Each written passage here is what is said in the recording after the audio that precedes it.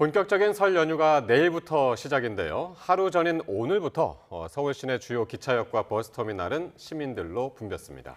소중한 가족들과 하루라도 더 함께하고자 시작된 이른 귀성길 풍경을 이수빈 기자가 담아왔습니다.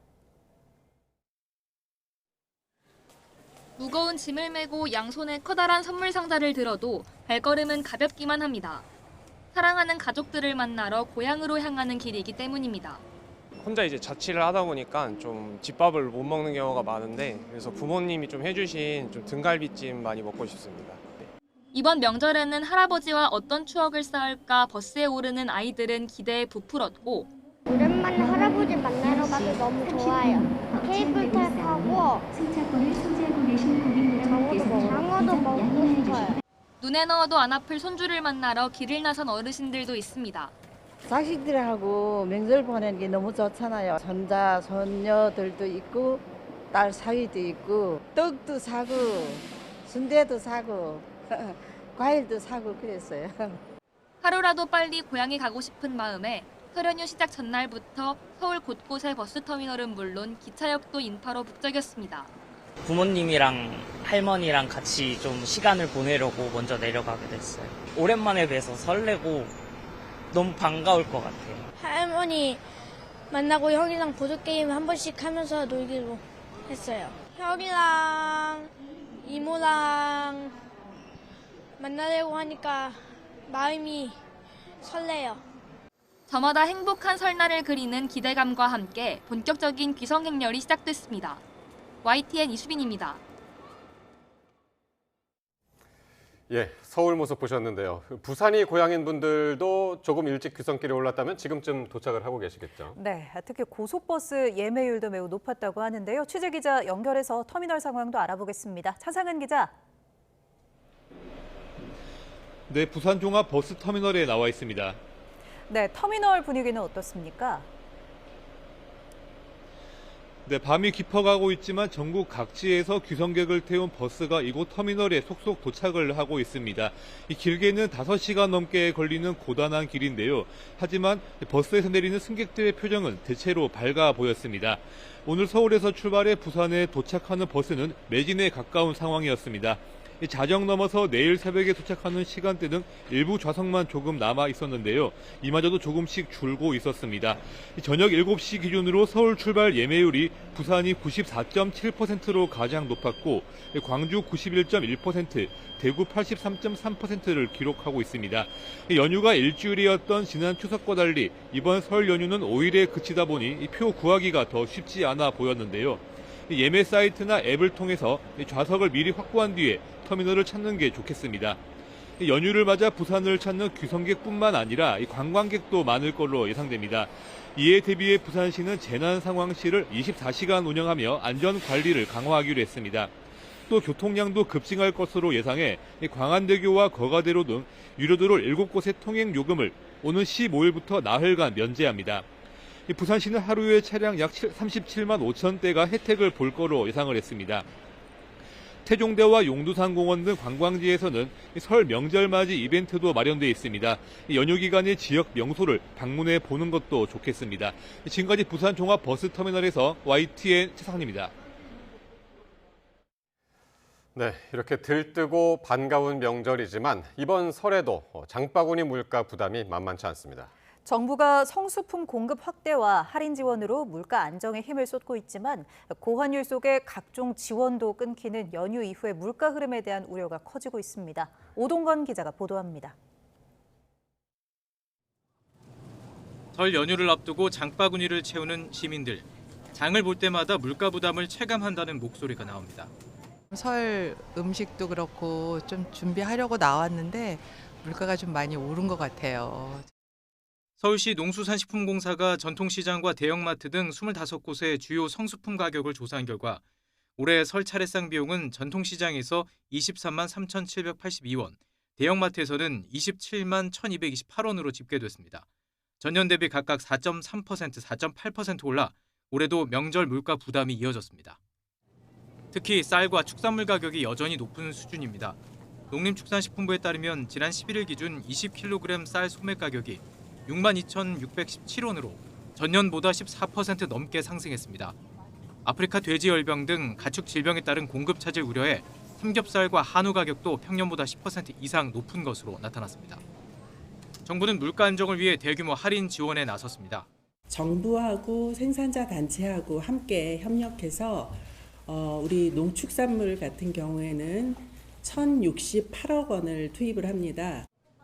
조기와 고등어 등 수산물을 포함한 16대 설 성수품도 27만 톤 공급해 수급 안정을 유도하고 있습니다. 그러나 고환율이 이어지는 상황에서 정부 대책이 설 성수품에만 집중되면서 가공식품 가격 상승 등 연휴 이후가 걱정입니다. 정부가 물가 안정을 위해서 공급을 열려서 안정이 되고 있지만 설 이후에는 물가가 크게 오를 가능성이 강한 우려가 된다. 설 연휴를 앞두고 일부 품목의 가격이 안정세를 보이고는 있지만 쌀과 축산물 가격이 오름세를 보이면서 설 명절 이후 장바구니 물가가 들썩일 가능성이 제기되고 있습니다. YTN 오동건입니다. 닷새간의 설 연휴를 앞두고 여야 지도부는 민심 잡기 경쟁에 나섰습니다. 지지도에서 우위를 점한 더불어민주당은 굳히기에 나섰고 국민의힘은 더 잘하겠다며 지지를 호소했습니다. 임성재 기자의 보도입니다. 이재명 정부 들어 처음 맞는 설 명절을 앞두고 민주당 지도부는 호남행 열차가 출발하는 용산역으로 향했습니다. 역사 곳곳을 누비며 남녀노소 세대불문 시민들과 반갑게 소통하며 덕담을 나눴습니다. 이재명 대통령 잘하고 있죠. 아주 잘하고 있습니까? 1인 1표제와 합당 논의 과정에서 얼굴 붉힌 비당권파까지 최고위원 완전체가 함께하며 화합을 부각했습니다. 이재명 정부 8달 남다른 소회도 밝혔습니다. 1년 전 내란 와중에서 맞았던 설과 이재명 정부와 함께 맞이하는 설날은 너무나 다른 것 같습니다. 공교롭게도 용산역엔 조국혁신당도 떴습니다. 역시 호남 민심 잡기로 새해 인사에 나서며 지방선거 전 연대 추진을 앞둔 양당 사이 묘한 분위기가 연출됐습니다. 국민의힘 지도부는 을에 찼던 경부선 서울역 대신 쪽방촌을 찾았습니다. 골목골목 떡과 과일 등이 담긴 온정보따리를 전달하고 저희가 더 잘하겠다며 세배도 했습니다. 아이고, 새해 복 많이 받으시고 건강하십시오. 국민의힘은 인근 사회복지관에서 배식 봉사도 하면서 긴 명절 연휴에 소외된 이웃을 챙기는 데 힘을 쏟았습니다. 오히려 명절이 1년 중에서 가장 힘든 날이 되는 분들이 많이 있습니다. 우리들의 따뜻한 마음을 함께 전달해 주십시오. 개혁신당은 지도부 온라인 엽서와 영상으로 깨끗하고 젊은 정치를 하겠다고 설 인사를 전했습니다. 설 연휴 직전 나온 정당 지지도에서 민주당이 44%, 국민의힘이 22%로 더블 스코어를 기록했고 무당층이 27%로 집계됐습니다. 굳히기를 노리는 여권과 뒤집기를 노리는 야권, 지방선거를 앞둔 밥상머리 민심 경쟁은 설 연휴 내내 계속될 것으로 보입니다. YTN 임성재입니다. 국민의힘 윤리위원회가 친한계 배현진 의원에게 당원권 정지 1년의 중징계를 내렸습니다. 배 의원이 SNS 설전 과정에서 미성년 아동 사진을 무단으로 게시한 걸 주된 이유로 언급했는데 친한계는 강력 반발했습니다. 박광렬 기자가 보도합니다. 설 연휴를 코앞에 두고 회의를 소집한 국민의힘 중앙윤리위원회, 친한동훈계 배현진 의원에 대해 당원권 정지 1년 중징계를 결정했습니다. 배 의원이 자신의 SNS에 비방 댓글을 쓴 사용자의 가족인 미성년 아동 사진을 올린 점을 핵심 징계 사유로 들었습니다. 중대한 아동 인권 침해이자 명예훼손에 해당한다는 겁니다. 다만 한동훈 전 대표 제명에 반대하는 서울 지역 당협위원장 성명서를 서울시당 전체 의견인 것처럼 외부에 알렸다는 제소건에는 판단을 유보했습니다. 또 SNS를 통해 윤석열 전 대통령 부부와 장동혁 대표를 비난하는 글을 게시했다는 제소사항에는 각각 경고와 주의 촉구의 경징계를 내렸습니다. 배 의원은 이번 징계에 따라 서울시당 위원장과 지역구 당협위원장 직무가 정지됩니다. 6.3 지방선거 공천 업무 역시 수행할 수 없습니다. 앞서 국회 본회의장에서 장동혁 대표를 찾아가 대표의 정확한 뜻이 무엇이냐며 따져 물었던 배 의원은 서울시 공천권을 강탈해 사유화하려는 속내라고 즉각 반발했습니다. 장동혁 지도부의 생존 방식은 당내 숙청뿐입니다. 무리한 칼날을 휘두른 장동혁 대표와 지도부에 경고합니다. 그 칼날은 머지않아 본인들을 겨누게 될 것입니다. 한동훈 전 대표도 기자회견장에 함께 자리에 화력을 보탰는데 이후 SNS를 통해 윤어게인 당권파가 당을 숙청정당으로 만든다며 사심제 이슈를 덮어줘 민주당 정권 도우미 역할을 한다고 직격했습니다. 소장파 모임 대안과 미래 소속 22명 의원은 선거를 앞두고 마이너스 정치는 자해 행위라며 당원에 대한 모든 징계 절차를 중단해 줄 것을 촉구했습니다. 지도부는 공식 입장 표명을 자제했습니다. 앞서 장 대표는 윤리위는 독립기구라면서 보복성 징계를 의심하는 일각의 시선에 선을 그은 바 있습니다. 징계 사유가 있으면 절차에 따라서 징계하는 기구입니다. 다른 정치적 고려는 없을 것이라고 생각하고요. 어떤 입장을 밝히거나 의견을 내는 것은 적절하지 않아 보입니다. 한동훈 전 대표 제명, 김종혁 전 최고위원 탈당 권유에 이은 친한계 세 번째 중징계에 당내 내홍이 극한으로 치달을 수 있다는 전망도 나옵니다. YTN 박광렬입니다. 더불어민주당이 정치검찰 조작기소 대응 특별위원장에 이성윤 최고위원을 선임했습니다. 또 기존 3대 특검 종합대응특위 명칭을 2차 종합특검 대응특위로 변경하고 강득구 최고위원을 위원장에 임명했다고 말했습니다. 박수현 수석 대변인은 기존 위원장들이 지방선거 출마로 사퇴하면서 관례에 따라 최고위원들이 순서대로 맡게 된 것이라고 설명했습니다. 이에 친명계는 이성윤 의원을 정치검찰 조작기소 대응 특별위원회 위원장으로 낙점한 것에 반발하며 임명을 철회하라고 촉구했습니다. 이건태 의원은 SNS에 2차 종합특검 후보에 대통령을 향해 칼을 겨누던 자의 변호인을 추천하고도 사과 한마디 없는 이성윤 최고위원을 위원장에 임명한 건 당원을 무시한 처사라고 비판했습니다. 한준호 의원도 이성윤 의원이 특위를 맡는 건 당원들의 상식과 신뢰를 무너뜨리는 결정이라며 특위 위원장의 정치검찰 조작 기소 피해를 온전히 겪고 그 싸움을 끝까지 감당해온 소나무당 송영길 대표를 강력하게 추천한다고 밝혔습니다. 집값 잡기에 나선 이재명 대통령이 이번에는 다주택자 대출 연장의 문제점을 SNS에 올렸습니다. 엄격한 대출 규제를 받지 않고 연장을 이어가는 게 공정하냐는 건데 지금의 부동산 시장이 정상인지 반문하는 글도 올렸습니다. 정윤용 기자입니다. 이재명 대통령이 지난 10일 이후 사흘 만에 SNS에 부동산 문제를 다시 거론하고 나섰습니다. 지난달 23일 처음 양도소득세 중과 유예 종료글의 대상이었던 다주택자가 또 타깃이 됐습니다. 수년간 양도세까지 깎아주며 기회를 줬는데도 다주택을 해소하지 않았는데 만기가 끝난 다주택자에게 대출 연장 혜택을 부여하는 게 공정하냐는 겁니다. 엄격한 규제를 받는 신규 대출과의 형평성을 고려해 과거에 이뤄진 다주택자 대출이 관행적으로 연장되는 실태를 점검하고 개선 사항을 검토해 나가겠다는 게 청와대 설명입니다. 사실상 양도세 중과에도 정권이 끝날 때까지만 버티자는 다주택자들이 매물을 처분하도록 강도 높은 규제를 예고한 셈입니다. 투자 자산이 집값에 또 부동산에 매여가지고 생산적 영역이 사용되지가 못해서 그 사회 경제 구조가 왜곡됩니다. 집값이 부당하게 오르면 집 없는 사람들이 너무 고통스러워지죠. 이 대통령은 다주택자들이 양도세 감면 기회를 버리고 결국 버텨서 성공한다는 건 정부의 부동산 대책의 실패를 의미한다고 결의를 다졌습니다. 특히 정책 결정권자의 의지와 국민적 지지만 있다면 규제와 세제, 공급과 수요 조절 권한을 활용해 문제를 해결할 수 있다고 자신했습니다. 지금 정부가 부당한 건지 시장이 정상인 건지 질문도 던졌는데 강력한 정책 수단을 동원해 나가겠다는 의지로 해석됩니다. 앞서 이 대통령은 매입 임대 사업자들의 영구적 중과 면제 혜택을 손볼 필요성을 언급했는데 설 연휴 이후 다주택자와 임대 사업자를 겨냥한 추가 규제책이 나올 수 있다는 전망도 제기됩니다. YTN 정인용입니다. 코스피가 장중에 5,580선에 올라 사상 최고치를 경신했지만 이후 하락해 5,500선에서 마감했습니다.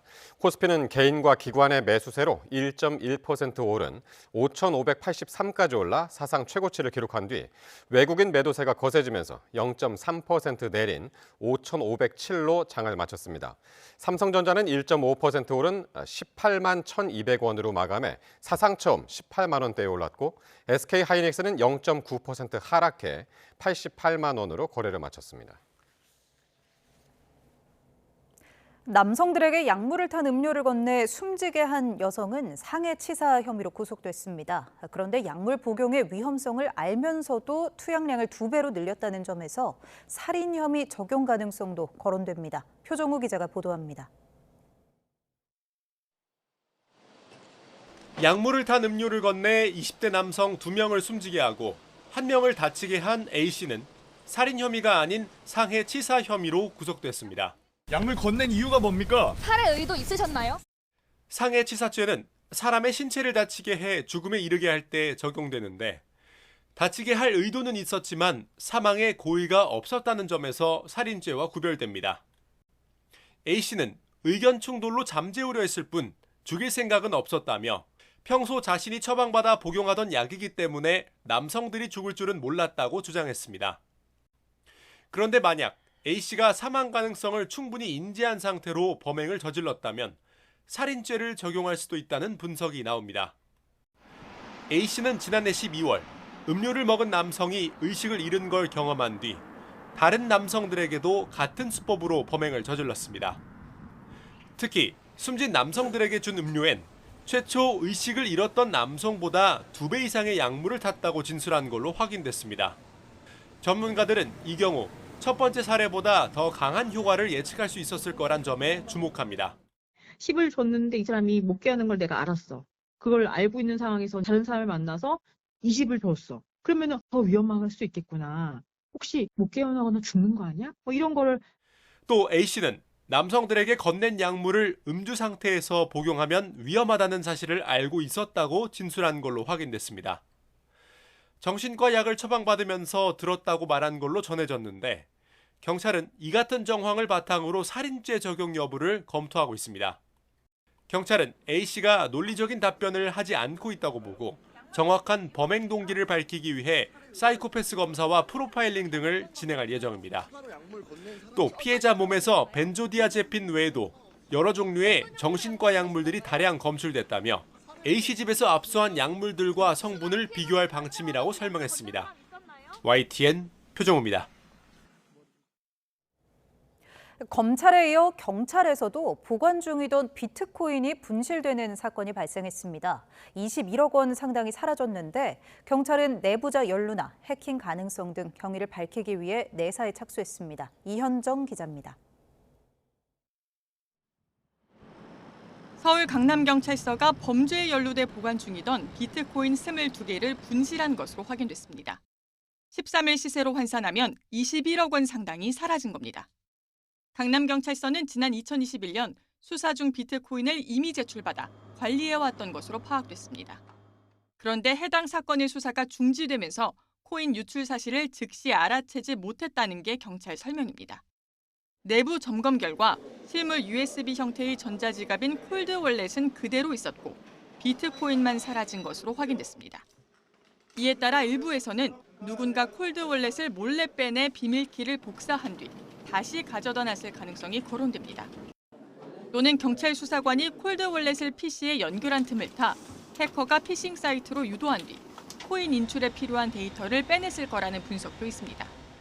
비트코인을 옮길 수 있는 그 비밀키가 들어가 있어요. 키가 없으면 못 옮겨요. 결국은 그 USB를 어딘가 연결을 해야 돼요. 경기 북부경찰청은 내부자 연루나 해킹 가능성 등 구체적 원인을 확인하기 위해 내사에 착수했습니다. 앞서 경찰청은 광주지검에서 압수해 보관하던 비트코인 320개를 잃어버린 사건이 알려진 뒤 전국 경찰서의 관리 현황을 점검해왔습니다.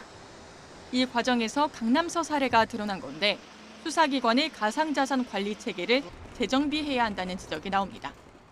YTN 이현정입니다. 법원이 이른바 부산 돌려차기 사건의 부실 수사를 인정했습니다. 재판부는 국가가 피해자에게 1,500만 원을 배상해야 한다고 판단했습니다. 권준수 기자가 보도합니다. 지난 2022년 5월 새벽 귀가하던 김모 씨에게 벌어진 이른바 부산 돌려차기 사건.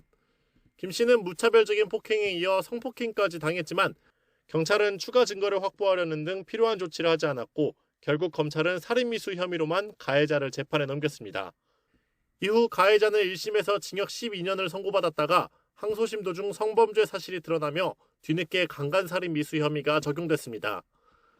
그렇게 가해자에겐 더 무거운 징역 20년이 최종적으로 선고됐지만 피해자 김 씨는 부실 수사가 있었다며 국가를 상대로 소송을 제기했습니다.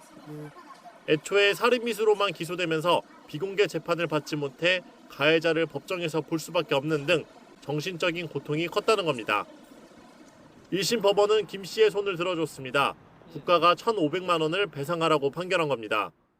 재판부는 범행 당시 가해자가 CCTV 사각지대로 피해자 김 씨를 메고 가는 등 성폭행이 강하게 의심되는데도 수사기관이 적절한 조치를 취하지 않아 불합리하다며 김 씨의 반복적인 탄원으로 비로소 항소심에서야 성범죄 공소 사실이 추가된 거라고 설명했습니다. 피해자 측은 부실하고 위법한 수사에 대해 국가 책임을 인정했다는 측면에서 판결의 의미가 깊다고 평가하며 피해자 중심 수사 체계와 구조를 확립해야 한다고 촉구했습니다. 많은 피해자들이 수사에 어떤 미흡함이 있어도 관련돼서 문제 제기를 할 수 없다는 점, 그 점이 계속 반복될 거라는 거, 꼭 이 도움이 되는 판례를 쓰고 싶었기 때문에 이 소송을 시작했습니다. 피해자 측은 또 수사의 밀행성만을 강조해 피해자에게 아무런 정보를 주지 않는 행태를 지적하면서 법보다 더 중요한 건 피해자를 이해하고 공감하는 관점이라고 덧붙였습니다. YTN 권준수입니다.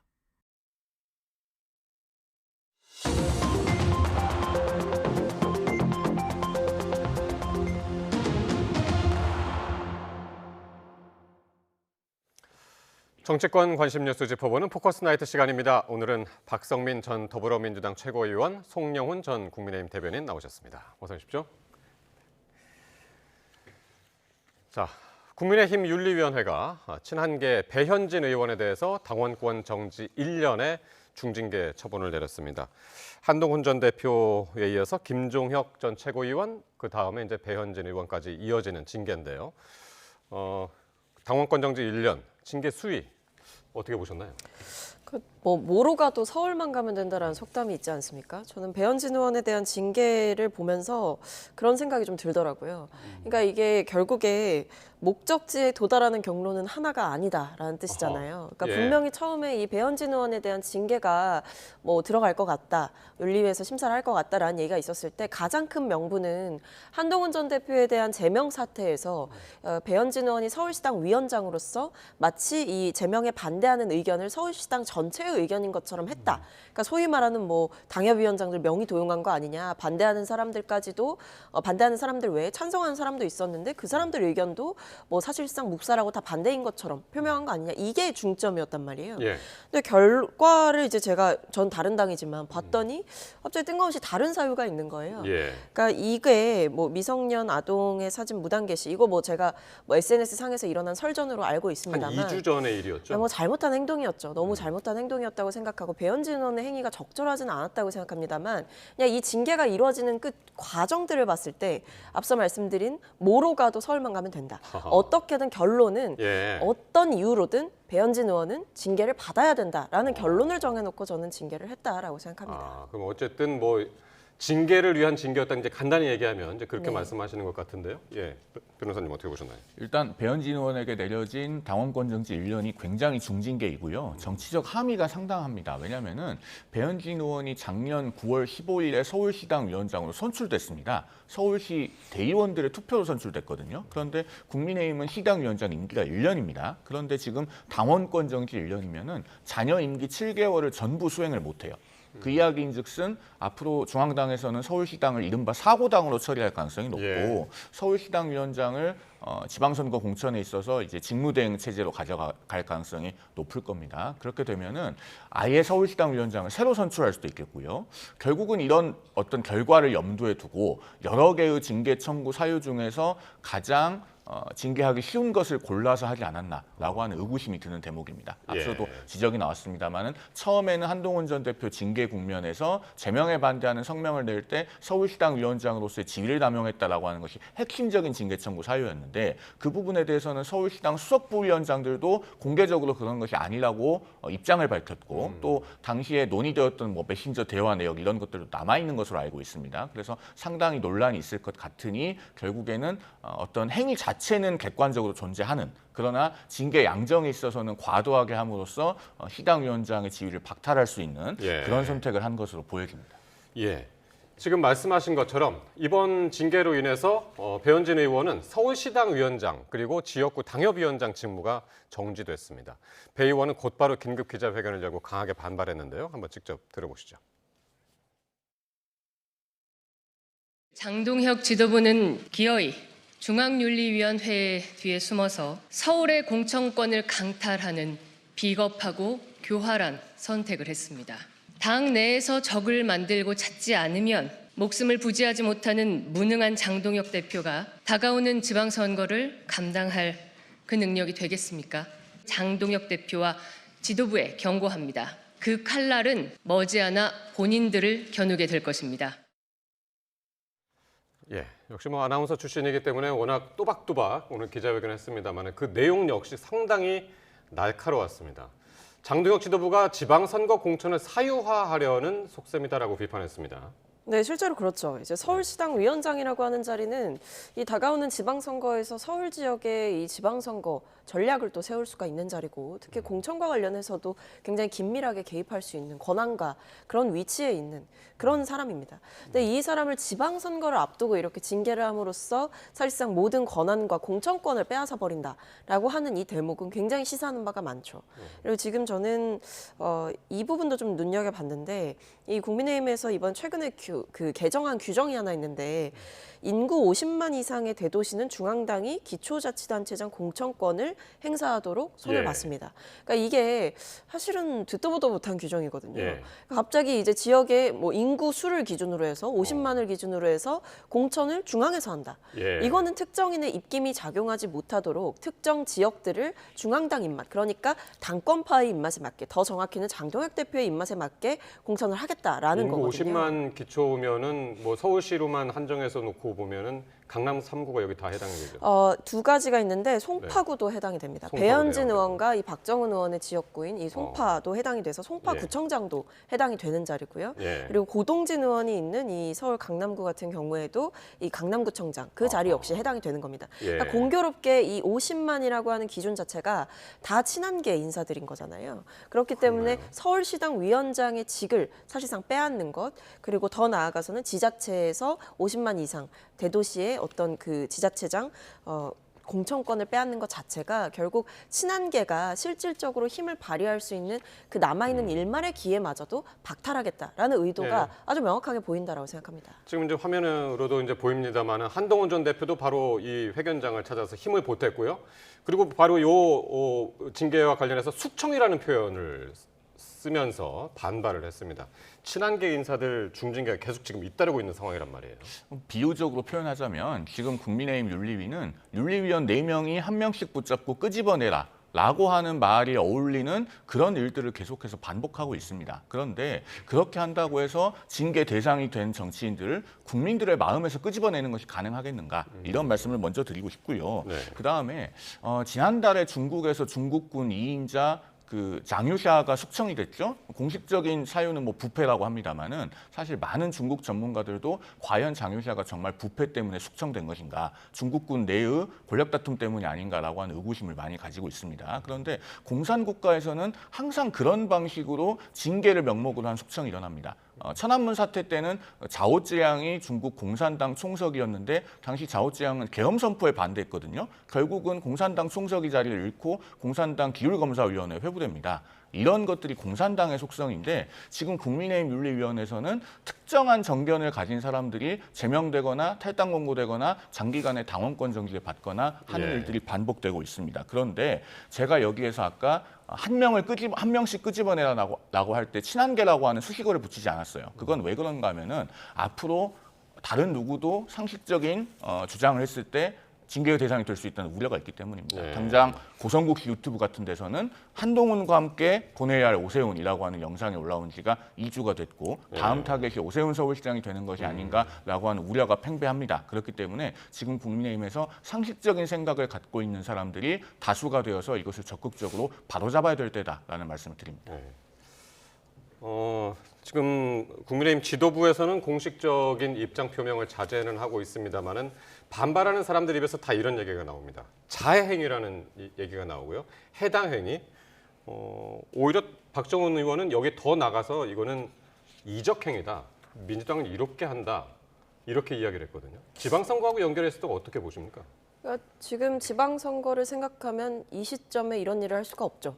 저는 지금 일어나고 있는 이 모든 일들은 지방선거를 앞두고 자당 내의 지지층을 분열시킬 수 있는 일이고 더 나아가서는 사실 당에 좀 쓴소리를 했고 그리고 장동혁 대표의 어떤 뭐 윤어게인과 유착하는 그런 노선들 혹은 윤 전 대통령과 절연하지 못하는 노선들 그런 부분들에 대해서 쓴소리를 해왔던 사람들에 대한 징계가 이루어지고 있다라고 중도층이 본다라고 한다면 그 민심이 좋게 작용을 하겠습니까? 결국 서울이라고 하는 곳은 중도층, 무당층을 누가 얼마나 가져가느냐 그 싸움인데 그런 부분에서 지금 국민의힘은 정반대의 길, 그러니까 이기는 길과 정반대의 길을 걷고 있다. 이런 생각이 들기 때문에 당내에서 사실은 여기에 대해서 뭐 민주당에서는 뭐 말을 아낀다라고 하더라도 이 국민의힘 내부에서 더 많은 비판이 나오고 있는 상황이죠. 사실 오세훈 시장도 뭐 글쎄요 다음 징계 타겟이 된다면 최근에 그런 발언 하시지 않았습니까? 장동혁 디스카운트가 있다.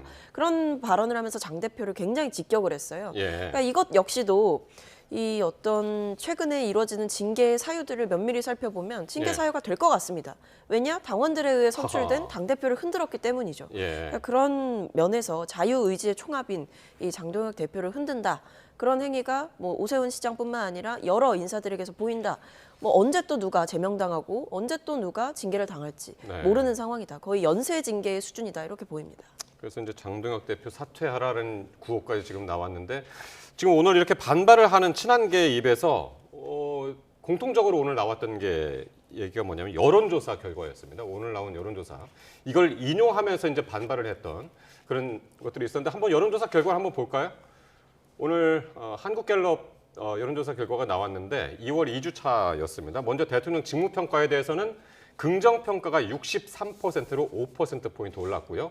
그만큼 부정평가는 이제 3%포인트 내린 26%였고요. 계속 한번 보도록 하겠습니다. 지역별로 보면 뭐 서울 지역 58대 32로 긍정평가가 압도적으로 많았는데 중간에 대구, 경북 한번 볼까요? 49대 39. 그러니까 어느 지역도 대통령 직무평가에 대해서 긍정적인 평가가 상당히 이제 높았다는 것을 볼 수 있고요. 네. 그리고 당 지지도, 정당 지지도는 민주당이 역시 올랐습니다. 3%포인트 올라서 44. 국민의힘 그만큼 내려서 22. 더블 스코어가 됐습니다. 이건 역시 이제 대구, 경북 이 지역만 따로 떼서 놓고 봐도 32대 32. 절대 국민의힘이 이기지 못하는 그 점수가 나왔단 말이죠. 그러니까 국민을 위한 정치를 하기보다는 당내에서 반대파를 찍어내는 징계와 숙청에만 몰두하고 있는 것처럼 보이는데 국민들의 마음을 쉽게 되찾을 수 있겠습니까? 그리고 저 한국갤럽 조사에서 국민의힘 정당 지지율 22%는 지난 6월 3일 대선 이후로 최저치입니다. 지금 22%를 두 번째로 기록했는데 이러다가 더 나쁜 최저치를 기록하지 않을까 염려가 됩니다. 그리고 특히 뼈아픈 것은 국민의힘의 전통적인 강세 지역이라고 할 수 있는 대구 경북에서 32대 32라고 하는 동률이 나온 겁니다. 굉장히 충격적이거든요. 그러면은 지금 대구 경북의 응답자들께서도 국민의힘에 대해서는 일정하게 경종이 필요하다고 판단하고 계신 것이 아닌가라고 하는 생각이 듭니다. 그러면은 도처에서 빨간불이 들어오고 있어요. 장동혁 대표와 지도부가 스스로 노선을 바꾸지 않는다면 당내에서 정말 당의 미래를 걱정하고 당을 재설계해야 된다고 생각하는 상식적인 분들이 이제는 정말 목소리를 높여야 합니다. 지금 이런 그 비상식적인 징계가 반복되고 있는데 여기에 대해서 국민들께서는 왜 다른 사람들은 가만히 있지라고 하는 부분도 지금 유심히 보고 계실 거예요. 여기에 대해서 앞으로 많은 목소리가 나와야 국민의힘이 건강한 보수 정당으로 거듭나겠다고 하는 의지가 있다는 것을 확인하고 힘을 실어주시는 분들이 나올 수 있을 것이다라는 말씀을 드립니다. 예. 최 의원님. 네, 근데 일단 뭐 사실 당연한 결과죠. 왜냐하면 이제 보여주고 있는 움직임들이 사실 국민의힘에 요구했던 민심과는 뭐 완전히 결이 다른 방향으로 가고 있기 때문에 사실 국민의힘 내부에서 이 당권파와 비당권파가 싸우는 거 국민들 뭐 얼마나 관심 있으시겠습니까? 근데 민주당도 악재가 많았잖아요, 지난. 저희도 많았죠. 예. 저희도 많았는데 사실 뭐 저희 지지율이 조금 소폭 올랐다라고 하는 것은 뭐 지금 상황에서는 민주당이 잘해서라기보다는 대통령을 도와서 좀 열심히 해라. 이런 좀 저는 질책의 의미로 좀 받아들이고요. 네. 다만 좀 눈여겨볼 것은 앞서 이제 저희가 봤던 대통령 지지율, 그러니까 직무수행 평가의 긍정 비율이 굉장히 높고 사실 민주당에게 우호적이지 않은 지역이다라고 전통적으로 봐왔던 곳에서도 혹은 중도나 보수의 민심이 더 강하다라고 봤던 그런 지역에서도 대통령에 대한 지지가 크게 올랐다라는 점은 눈여겨볼 만한 거죠. 그러니까 이 지지율 평가에서 시사하는 바는 결국 국민의힘이 야당으로서 계속 정부를 비판하고 민주당을 비판하고 하지만 너네 할 일이나 똑바로 해라 라는 비판을 저는 국민의힘의 국민들께서 하셨다라고 생각을 하고요. 대안 세력으로서 전혀 인정을 받지 못했고 그 이유는 어떤 쇄신과 변화의 노선보다는 오로지 찍어내기, 숙청의 정치만을 보여줬기 때문에 결국에 본인들의 이익을 그리고 본인들의 권력을 유지하는 데만 몰두하고 있다라는 점에 대해서 나쁜 평가를 주셨다고 생각합니다. 예. 설 명절을 앞두고 민심의 준엄함을 한번 느낄 수 있는 이제 그런 수치를 같이 보셨고요. 자, 민주당으로 가볼 텐데 민주당도 요즘 지도부 결정에 조직적으로 반발하는 일이 좀 잦아졌습니다. 오늘 정치검찰 조작기소 대응특별위원회 그 위원장에 이성윤 최고위원이 선임이 됐는데 이른바 비당권파에서 철회를 요구하고 나섰습니다. 이유가 뭐였습니까? 그러니까 아무래도 이제 시기상으로 적절하지 않은 인사라는 거죠. 왜냐하면 이제 이성윤 그 최고위원께서 최근에 좀 논란이 됐던 부분이 이 특검, 2차 종합특검에 대해서 이 특별감사 추천을 민주당 몫으로 했는데 그 검사를 추천한 사람이 이제 이성윤 최고위원이다라는 점이 밝혀졌고 근데 그분의 이력 자체를 봤을 때 사실 과거에 뭐 쌍방울 직원들의 변호를 맡은 적이 있다. 김성태 회장이 변호를 맡은 적이 있다. 이런 부분이 문제가 됐거든요. 그러니까 상식적으로 납득하기 어려운 사람을 추천했고 그 추천자가 뭐 다른 최고위원들과도 공유되지 않은 채로 이성윤 최고위원이 했다라는 점에서 사실 어떻게 이럴 수가 있느냐. 아무리 뭐 윤석열 검찰에서 탄압을 받았다, 본인과 함께 탄압을 받았다라고 했던 인사라고 하더라도 면밀한 검증을 했어야 되는 거 아니냐라는 사실상의 정치적 책임을 이성윤 최고위원이 좀 지게 됐습니다. 근데 이 상황에서 이 어떻게 보면 정치검찰에 대한 조작기소 대응 특별위원회를 하고 있는데 최근에 있었던 일들로 봤을 때는 적임자가 아니다 이렇게 볼 수밖에 없는 거죠. 그래서 이제 한준호 의원이 원래 요 특위의 위원장이었습니다. 한준호 의원이. 그리고 이제 부위원장이 이건태 의원인데 지금 말씀하신 대로 그 2차 특검 후보 추천 과정에 책임이 있는 사람을 이 자리에 임명하는 건 모순이다. 그랬고 그 특위에 있는 분들, 그 위원들, 변호사들도 합리적인 조치가 없으면 위원직 전원이 사퇴하겠다면서 지금 반발 수위가 굉장히 높습니다. 민주당이 사법정의에 관심이 없는 것은 알겠는데 이렇게까지 노골적으로 이재명 대통령에 대한 낯뜨거운 충성 경쟁을 벌일 거라고는 차마 상상하지 못했습니다. 제가 왜 이렇게 말씀드리냐면 이 대북송금 사건은 김성태 전 회장이나 어느 한두 사람의 진술 또는 증언만으로 이화영 전 부지사에 대한 유죄 판결이 나온 것이 아니거든요. 수많은 쌍방울 임직원들의 법정 증언이 있었고 또 국정원 비공개 문건 그리고 그 문건을 작성한 국정원 직원의 비공개 증언 이런 것들이 모두 다 증거가 되어서 1심, 2심, 대법원까지 일관되게 유죄 판결이 나온 사건입니다. 그런데 김성태 전 쌍방울 회장의 변호인을 했다는 사람을 특검 후보로 추천했다고 해서 그것이 마치 잘못된 것처럼 주장을 하고 그 전제에는 결국 김성태 전 회장의 사실과 다른 진술을 유도해서 유죄가 나왔다라고 하는 함의가 깔려 있는 것 아니겠습니까? 결국은 멀쩡한 대북송금 유죄 판결을 뒤집어 보려는 시도 그 이상도 그 이하도 아니에요. 그리고 그런 판결을 만약에 뒤집을 수 있다면 최대 수혜자는 누구겠습니까? 이재명 대통령이겠죠. 그러니까 이 논쟁은 애초에 출발점부터가 잘못된 것입니다.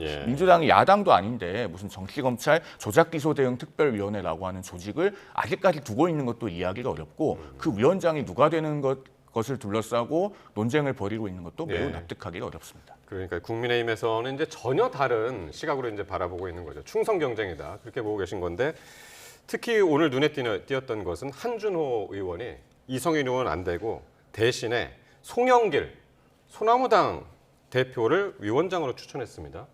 오늘 그렇지 않아도 지금 무죄 판결을 받았죠, 항소심에서.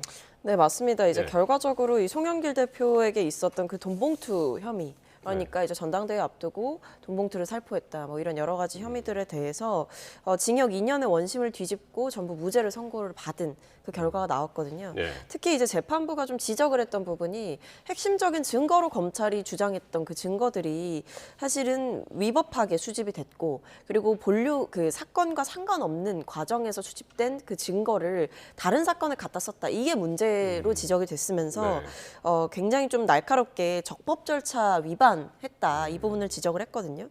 그래서 무리한 기소였다라는 점이 드러난 것이고, 그러다 보니까 송영길 그 전 대표가 검찰에 의해서 무리하게 조작 기소를 당했다라는 그 공감대가 당내에 분명하게 형성이 된 상황입니다. 그러다 보니 어떤 정치 검찰의 조작 기소의 실질적인 피해자라고 볼 수 있는 사람이 이런 위원회의 특위의 위원장을 맡는 것이 적절하지 않나라는 의견을 이 한준호 의원께서 내신 것으로 보입니다. 예.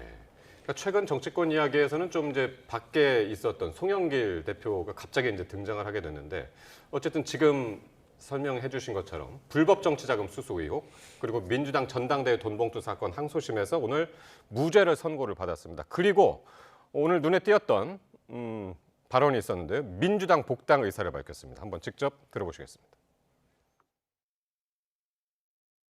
밖에 나가서 싸워서 무죄를 입증하고 다시 민주당으로 돌아오겠다고 약속을 했습니다. 그 3년의 약속이 그대로 이제 실현되는 순간이 온 것 같습니다. 당원들의 뜻을 모아 소나무당을 해체하고 저는 개별적으로 입당하겠습니다. 이 송영길이 무슨 죽을 죄를 졌습니까?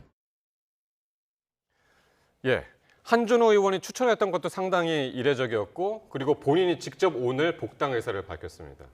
어떻게 보십니까? 그러니까 한때 민주당 대표를 지냈었잖아요.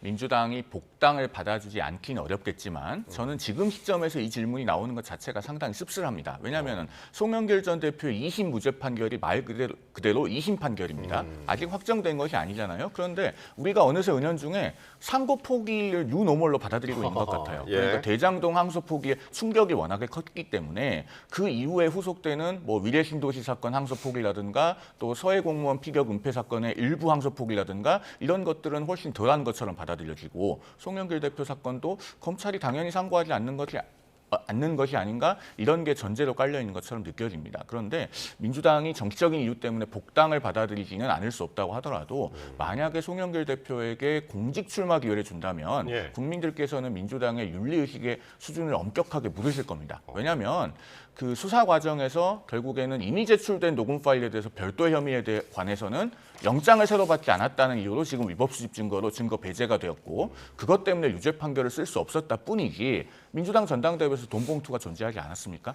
미란다 원칙을 만들어낸 어니스트 미란다는 그 미란다 원칙 때문에 유죄 판결 선고받지 못했지만 흉악범이라고 하는 것은 변하지 않는 사실이에요. 민주당 전당대회에서도 돈봉투는 존재했습니다. 그럼 거기에 대해서 송영길 전 대표의 윤리적 책임은 과연 전혀 없는 것인가? 그러면은 공직 출마 기회를 부여하는 데까지 연결되어도 좋은 것인가? 앞으로 국민들의 물음으로 남을 것이다 말씀드립니다. 예. 송영길 전 대표의 민주당 복당과 관련해 가지고 지금 주목받고 있는 지역이 하나 있습니다. 인천 계양을.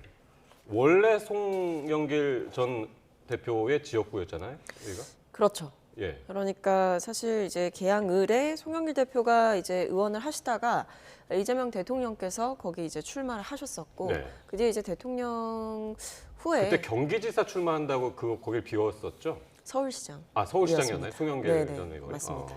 그렇기 때문에 이제 지역구가 좀 이제 중간에 바뀐 거죠. 이제 지역구의 주인이 바뀌었던 거죠. 근데 결과적으로 지금 상황에서 이렇게 송영길 대표가 2심에서 무죄를 받았다라고 하는 것은 사실 정치적으로 굉장히 에너지가 큰 상황일 수밖에 없고, 그 출마의 동력이라던가 복당의 동력 혹은 정치를 재개할 명분이 굉장히 충분하게 만들어지는 시점이다. 그렇게 볼 수밖에 없겠습니다. 그러니까 지금 이제 허종식 의원 같은 경우에도 계양을 보궐선거에 출마를 해줄 것을 이제 처절하게 부탁을 드린다 이런 말씀을 네. 하셨더라고요. 그러니까 송영길 인천시장 시절의 대변인이었던. 그렇죠. 네, 어쨌든 지금은 이제 현역 의원이고. 네, 맞습니다. 예. 그러니까 이제 송영길 대표가 예전에 정치를 했던 곳에서 다시 정치를 재개해달라 이런 얘기가 저는 당내에서 충분히 공감대가 있을 것으로 생각이 되고요. 이미 당내에서 이 판결 이후에 어떤 소나무당 해체와 민주당 복당에 대한 의견을 환영한다라는 입장이 수석 대변인 명의로 논평이 나간 바가 있습니다. 그래서 저는 보궐선거 출마도 사실 뭐 예정된 수순일 수 있겠다라는 생각이 드는 시점인 것 같습니다. 예. 여기에 송영길 대표뿐만 아니라 등장인물이 하나 더 등장했습니다. 이재명 대통령의 측근 김용 전 민주연구원 부원장 출판 기념회가 어제 있었는데요. 현역 의원만 한 50명 넘게 왔다고 합니다. 그래서 김용 전 대변인이 마치 의총장 같은 분위기다라는 걸 본인이 이제 직접 얘기할 정도로 지금 사진만 봐도 그렇죠. 우원식 의장도 왔고. 어제 출판 기념회는 어떻게 보셨나요? 저 장면도 참 우리 정치에서 있어서는 안 될 장면입니다. 일단 김용 전 민주연구원 부원장은 1심, 2심에서 2021년 대선 경선 관련 불법 정치자금 혐의로 징역 5년을 선고받았습니다. 1심과 2심의 결론이 일관되고 대법원에서도 쉽게 정리할 수 있는 사건으로 보이는데 좀 이해하기 어려운 이유로 판결 선고가 지연되면서 지금 보석으로 나와 있는 신분인 거예요. 어디 가서 무죄 판결을 받아가지고 온 게 아닙니다. 그런데 네. 저 자리에 국회의장부터 집권여당 대표를 비롯한 민주당의 50여 명에 달하는 국회의원들이 모여서 김용은 무죄다를 외치는 저런 상황이 과연 정상적인 것인가? 결국 집권 여당이 가져야 될 법치에 대한 존중은 어디로 갔는가? 묻지 않을 수가 없고 대법원이 저 부분은 빨리 판결해서 정리를 해줘야 된다고 생각합니다. 사실은 판결문을 보면 그렇게 복잡하고 어려운 사건이 아닙니다. 하나만 짚어보자면은 우리 시청자들께서 구글 타임라인이라고 하는 것을 들어는 보셨을 텐데 정확하게 뭔지 아시는 분들은 별로 안 계실 거고 그걸 어떻게 고칠 수 있는지를 아시는 분은 거의 안 계실 겁니다. 이 구글 타임라인이라고 하는 것은 안드로이드 계열 휴대전화를 사용하면은 구글이 사용자의 위치 정보를 쭉 누적해서 기록하는 것이거든요. 김용 전 부원장 사건에서 그 구글 타임라인이 무죄의 증거가 된다고 주장했지만 네. 2심 판결문을 보면 그것은 사후적으로 수정한 흔적이 있다고 했습니다. 그러면은 그 사후적으로 수정했다는 것이 무슨 의미겠습니까? 대다수의 평범한 사람들은 그 구글 타임라인을 어떻게 고치는지조차 모른다라는 점을 말씀드립니다. 네. 어쨌든 지금 지적해 주신 대로 송영길 전 대표는 어쨌든 항소심에서 무죄 판결을 받은 상황이고 김용 전 부원장은 항소심에서 유죄 판결을 받았는데 지금 이제 보석으로 지금 풀려나 있는 상태, 그 상태지만 그래도 지금 주목을 받고 있는 이유는 이번 보궐선거 때문에 그렇죠. 네, 뭐 예. 이제 출마하는 거 아니냐 이런 얘기가 나오는데 뭐 그 부분은 아직 좀 지켜봐야 될 것 같고요. 근데 다만 뭐 저는 뭐 책을 내고 여러 가지 얘기를 하고 싶으신 상황일 수는 있겠다. 왜냐하면 결국에 지금 여러 가지 이제 과거의 검찰에서, 그러니까 과거 정권의 검찰에서 기소하고 수사하고 기소했던 내용들이 결국 재판까지 갔을 때 무죄가 나오는 경우가 지금 꽤 상당히 있거든요. 네. 특히 뭐 위례 신도시 건도 그랬고, 대장동과 관련한 판결도 그랬고, 뭐 여러 가지 면에서 그동안 검찰이 주장해왔던 내용들과 상당 부분 다른 사실이 확인되거나 아니면 그것이 법정에서 인정을 받지 못하는 일들. 그러니까 결과적으로 무리한 기소 아니었냐, 표적 기소 아니었냐, 편파적인 수사 아니었냐 이런 얘기들이 나올 수밖에 없는 상황인 것 같습니다. 네. 그래서 아마 이 김용 그 전 의원 같은 경우에도 본인이 일종의 표적이 됐다라는 생각을 하실 수밖에 없고 굉장히 고통스러운 시간을 보내고 있다라는 점을 간접적으로나마 좀 전달하신 게 아닌가 싶습니다. 네. 마지막으로 어제 오찬 취소 얘기 잠깐 해볼 텐데요. 어제 이재명 대통령하고 여야 대표 간 청와대 오찬 취소를 두고 여야가 난데없이 초딩 공방을 벌였습니다. 관련 발언 먼저 들어보시겠습니다. 초딩보다 못한 유치한 결정이었다고 저는 생각합니다. 정청래 대표가 야당 복은 있다 이렇게 말씀도 하고 하시는데 저는 그런 복 바라지 않습니다. 사법 질서와 헌정 질서를 파괴하는 악법들을 일방적으로 처리하는 것은 초딩도 상상조차 하지 않는 일입니다. 자, 어제 갑자기 오찬 12시 오찬 1시간 전에 11시에 이제 취소된 걸 놓고 참 여러 가지 해석들이 나왔는데 두 분은 어떻게 보셨는지 한마디씩 듣겠습니다. 예, 초딩들이 의문의 일패를 당한 것 같아요. 사실은 초등학생들도 3-4번으로 경기를 하기로 해놓고 4번 하자, 5번 하자 이렇게 늘리진 않습니다. 지금 민주당이 재판헌법소원을 일방적으로 도입하기로 하면서 결국 우리나라는 3심제가 아니라 4심제 하는 것 아니겠습니까? 그런 점에서 초등학생들이 의문의 일패를 당하고 있고, 또 한편으로 초등학생들도 약속을 하면은 잘 지킵니다. 그리고 3명 중에 1명이 안 오기로 했다고 해서 나머지 2명조차 서로 안 보고 그러진 않습니다. 정말 우리 정치권에서 초등학생들에게 사과하고 초등학교 교실에 가서 그 어린이들에게 배워야 할 때가 아닌가 하는 말씀을 드립니다. 예. 아니 원래 친하던 친구 2명과 안 친한 친구 1명을 껴서 같이 셋이 밥을 먹기로 했는데 원래 친한 친구 2명이 지난번에도 봤고 평소에도 매일 연락하는데 굳이 볼 필요가 있겠습니까? 결국 그 오찬의 자리라고 하는 게 왜 만들어졌겠습니까? 뭐 이재명 대통령과 정청래 대표가 만나고 장동혁 대표 들러리서라고 만든 자리가 아니지 않습니까? 사실 그 자리의 주인공은 어떻게 보면 장동혁 대표였어요. 왜냐하면 여야 협치와 화합, 그리고 국익을 위해서 국회에서 좀 같이 일을 좀 해보자 으쌰으쌰하는 자리였단 말이에요. 근데 그 자리를 본인이 그토록 영수회담을 울부짖다가 이제 와서는 갑자기 민주당 때문에, 국회에서 일어난 일 때문에 청와대의 오찬에 안 간다? 이건 상식적으로 납득하기 어렵고, 당일에 그것도 1시간 전에 통보하는 그런 결례를 범하는 것도 납득하기가 어렵습니다. 그래서 저는 결국 그 민주당 법사위에서 일어난 일 때문에 청와대에 못 간다는 것은 비겁한 변명이고, 결국 전한길 씨 혹은 고성국 씨와 같은 그런 어떤 보수 유튜버들의 등살에 못 이겨서 결국 안 가신 게 아닌가. 그분들 눈치를 본 게 아닌가. 왜냐하면 그분들이 최근에 장동혁 대표에게 계속 답을 요구하거든요. 윤호개인 버리는 거 아니냐. 이 노선 지킬 거냐 안 지킬 거냐. 그 답을 계속 요구합니다. 저는 거기에 대해서 이 장동혁 대표가 굉장히 위기감을 느끼고 있었기 때문에 민주당을 핑계로 도망을 쳤다라고 생각합니다. 짧게 제가 좀 한 말씀 드리면, 저는 장동혁 대표가 저 자리에 안 간 것을 옹호하고 싶은 생각은 없습니다. 왜냐하면 한번 가겠다고 밝혔으면은 가서 면전에서 비판하고 식사는 전혀 하지 않고 오더라도 갔어야 맞아요. 그러나 장동혁 대표가 오지 않는다고 해서 이재명 대통령과 정청래 대표 간의 회동마저 취소된 것은 국민들께서 좀 납득하기 어려우실 거예요. 사실 그 회동 자체가 이재명 대통령이 정청래 대표와 독대는 별로 하고 싶지 않고 조국 대표까지 포함시키게 되면 합당이 주된 주제가 될 것 같고, 그러니까 민주당 대표, 국민의힘 대표를 불러서 회동을 하는 것으로 모양새가 정해졌던 것이 아닌가 하는 의구심이 다분히 있거든요. 그런데 아예 회동 전체가 취소됨으로써 저는 그런 관측에 굉장히 힘이 실리게 됐다고 봅니다. 네, 알겠습니다. 어쨌든 설 명절을 앞두고 좀 정치권에 이제 훈훈한 모습을 바랬던 국민들 입장에서도 조금 아쉬운 대목이 아니었나 싶습니다. 네, 지금까지 박성민 전 더불어민주당 최고위원, 송영훈 전 국민의힘 대변인과 함께했습니다. 고맙습니다.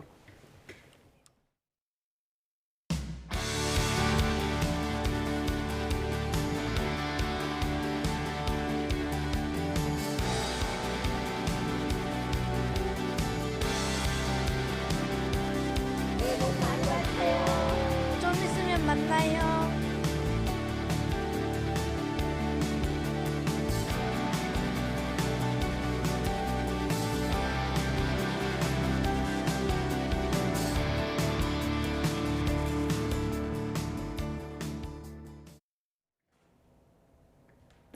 네, 설 연휴를 하루 앞두고 전국 기차역과 버스터미널, 항구까지 이른 귀성길에 오른 사람들로 종일 붐볐습니다. 양손 가득 선물을 들고 고향으로 향하는 사람들의 발걸음은 그 어느 때보다 가벼웠습니다. 김건우 기자가 보도합니다. 열차 문이 열리자 탑승객들이 쏟아져 나옵니다. 고향에 전할 선물 보따리로 양손은 무겁지만 얼굴에는 피곤함 대신 설렘이 가득합니다. 오랜만에 할머니, 할아버지를 만나고 세배도 드릴 생각에 아이들의 얼굴에는 웃음꽃이 피어납니다. 저희 다 부모님이랑 가족들이 다 서울에 있기 때문에 가족들 다 같이 만나서 뭐 식사도 하고 명절도 같이 지내고 그렇게 지낼 생각입니다. 엄마, 아빠 새해 복 많이 받으세요. 그리운 고향 섬마을로 향하는 뱃길도 모처럼 활기가 넘칩니다. 여객선이 미끄러지듯 항구로 들어오자 귀성객들의 발걸음도 덩달아 빨라집니다. 양손 가득 들린 선물 보따리에는 그리움과 정성이 듬뿍 담겼습니다. 그 동산도 보고 싶고 소나무 이런 것도 다 정드는 소나무 아닙니까? 우리가 올라가서 놀고 그런 것도 보고 싶고, 또 같이 컸던 친구도 보고 싶고, 동네 사람 다 보고 싶죠. 부산을 오가는 고속버스 주요 노선도 일찌감치 매진됐습니다. 도로 위에서 몇 시간을 보냈지만 그립던 가족을 만나자 씻은 듯 피로가 풀립니다. 인천에서 부모님이 저 대신에 이제 저희가 올라가야 되는데 이번에는 엄마 아버지가 부산으로 내려오셨습니다. 그래가지고 같이 부산에서 오랜만에 좀 명절 보내려고 하고 있습니다. 민족의 대명절 설 연휴를 하루 앞둔 날, 고향은 저마다 다르지만 그리운 가족을 찾아가는 귀성객들의 마음만큼은 한결같았습니다. YTN 김근우입니다. 이렇게 반가운 설 명절이 코앞으로 다가왔죠. 다들 미리 귀경길 동선도 챙기고 또 이 명절 장보기도 마무리하고 계실 텐데요. 명절 준비하다 동그랑땡은 어떻게 붙일지 또 어른들 선물은 뭐가 좋을지 고민될 때 부모님이나 어른들께 전화를 걸곤 하죠. 그런데 엄마 대신 AI에게 명절 과외를 받는 사람들이 요즘 늘고 있다고 합니다. AI와 함께 설 풍경도 제법 달라진 건데요. 함께 보실까요? 오픈AI가 이번 설을 앞두고 한국 이용자들의 대화 패턴을 분석한 건데 재미있는 결과가 나왔습니다. 지난달 중순부터 명절 음식과 관련된 질문이 한 달 전보다 21.5%나 급증했습니다. 복잡한 차례상 차리는 법부터 남은 잡채 활용법 알려줘 같은 실속형 질문까지도 AI가 척척 대답해줬고요. 설빔 고르는 고민도 AI와 나눴습니다. 쇼핑 관련 대화가 20% 넘게 늘었는데 예산에 맞춰서 가격을 비교하고 선물을 추천받는 알뜰족이 많았습니다. 귀경 앞둔 정보 탐색도 대화량이 15% 늘었습니다. 고향 갈 때 날씨 어떨지 또 막히는 시간 피해서 이동은 어떻게 동선을 짜야 하는지 고민하는 것도 이제 AI의 몫이 됐습니다. 그런데 가장 눈에 띄는 변화는 바로 여기 있었습니다. 바로 가족 간의 대화까지 AI에게 코칭을 받았다는 건데요. 게임이나 대화 주제를 묻는 질문이 무려 34.7%나 폭증해서 가장 높은 증가율을 보였습니다. 오랜만에 모인 친척들과 어색하지 않게 분위기 띄울 가족 퀴즈를 부탁하거나 자칫 말다툼으로 번질 수 있는 민감한 주제를 피하고 화기애애하게 대화하는 법을 물어보는 식입니다. 자, 이번 설 연휴 나도 AI의 도움 좀 받아보자 하는 분들 위해서 질문의 기술 알려드립니다. 그냥 음식 추천해줘라고 하기보다는 냉장고에 남은 떡국떡과 명태로 만들 수 있는 요리 알려줘 같이 구체적인 재료를 콕 집어서 말하는 게 좋고요. 또 귀성길 물을 때도 단순히 부산 가는 길 알려줘가 아니라 눈이나 비 오는 날씨 변수를 포함해서 가장 덜 막히는 출발 시각을 찍어줘라고 물어야 훨씬 정확한 답을 얻을 수 있다는 거 기억하시기 바랍니다.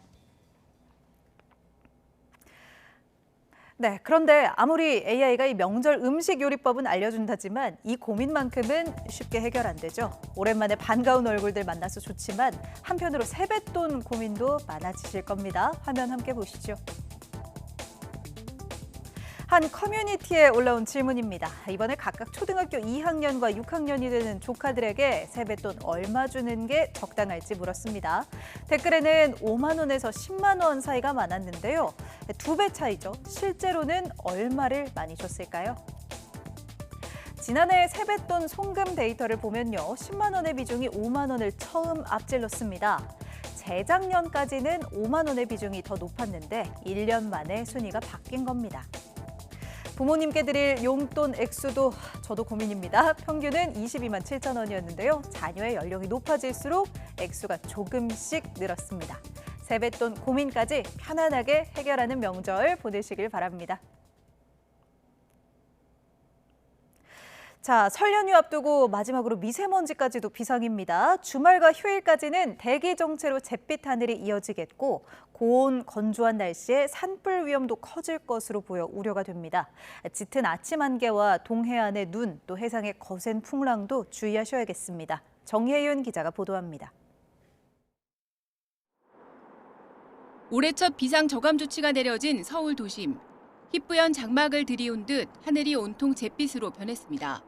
강 건너 건물도 윤곽이 흐릿합니다.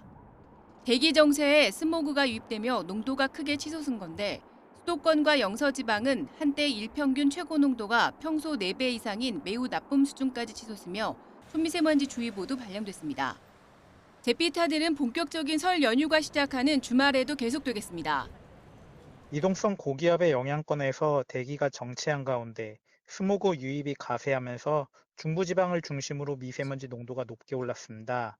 주말과 휴일까지는 이 같은 현상이 지속하며 나쁨에서 매우 나쁨 수준을 보이는 곳이 많을 것으로 보입니다. 건조한 날씨 속에 산불도 비상입니다. 주말과 휴일까지 서울 등 중부지방은 낮 기온이 영상 10도 안팎까지 오르고 남부지방도 20도에 육박해 이른 봄 날씨가 기승을 부릴 전망입니다. 메마른 날씨에 작은 불씨가 큰 불로 번질 수 있어 주의가 필요합니다. 특히 아침에는 바다 안개가 유입되거나 빗방울이 떨어지면서 서해안과 일부 내륙의 가시거리가 무척 짧아지겠습니다. 새벽부터 낮 사이 서해안과 중부 내륙을 중심으로 안개가 끼겠고 일부 지역에서는 가시거리 100m 이하의 짙은 안개가 끼는 곳도 있겠습니다. 설날을 앞둔 다음 주 월요일에는 동해안으로 비나 눈이 오겠고 특히 영동 지방에는 대설특보가 내려질 가능성이 있어 주의해야 합니다. 또 설 전날과 연휴 마지막 날에는 해상에 풍랑특보 가능성이 있어 바닷길 불편이 우려됩니다. 설날 당일은 전국에 대체로 맑고 온화하겠지만 이른 아침 성묘길에는 영하권에 머물며 다소 쌀쌀할 것으로 보입니다. YTN 정혜윤입니다. 이재명 대통령의 국정과제인 5극 3특, 즉 국가 균형 발전을 위해 민주당은 지방행정구역 통합특별법 처리에 속도를 내고 있습니다. 하지만 대전 충남에는 온도차가 확연한데요. 민주당의 사법개혁안과 맞물려 여야는 설 연휴 뒤 또 전쟁을 치를 걸로 보입니다. 강민경 기자입니다. 광주 전남, 대구 경북은 물 흐르듯 가결됐지만 문제는 대전 충남 통합특별법이었습니다. 지역 의견 수렴이 부족하다며 국민의힘이 만류했지만 민주당은 단독으로 법안 처리를 강행했습니다.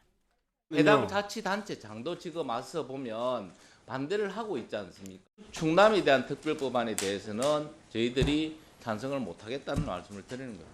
이미 다 단체장들이 자기네 스스로 한 건데 국민의힘이 대전 충남을 우습게 보고 홀대하는 거라고 저는 생각합니다. 대전 충남 통합은 지난해 10월부터 국민의힘이 주도해온 이슈였는데 민주당이 뒤늦게 숟가락을 얹어 지역발전 공로를 가로채려 한다는 게 야당의 불만입니다. 특히 지역구 의석 7개를 싹쓸이할 정도로 대전 민심이 정부 여당 편인 상황에서 통합하면 자칫 광역단체장 자리를 뺏길 수 있다는 불안감도 깔린 걸로 풀이됩니다. 현재 김태흠 충남지사, 이장우 대전시장은 모두 국민의힘 소속인데 초대 대전 충남 특별시장 후보로는 강훈식 대통령 비서실장 등 여권 후보가 거론되고 있습니다.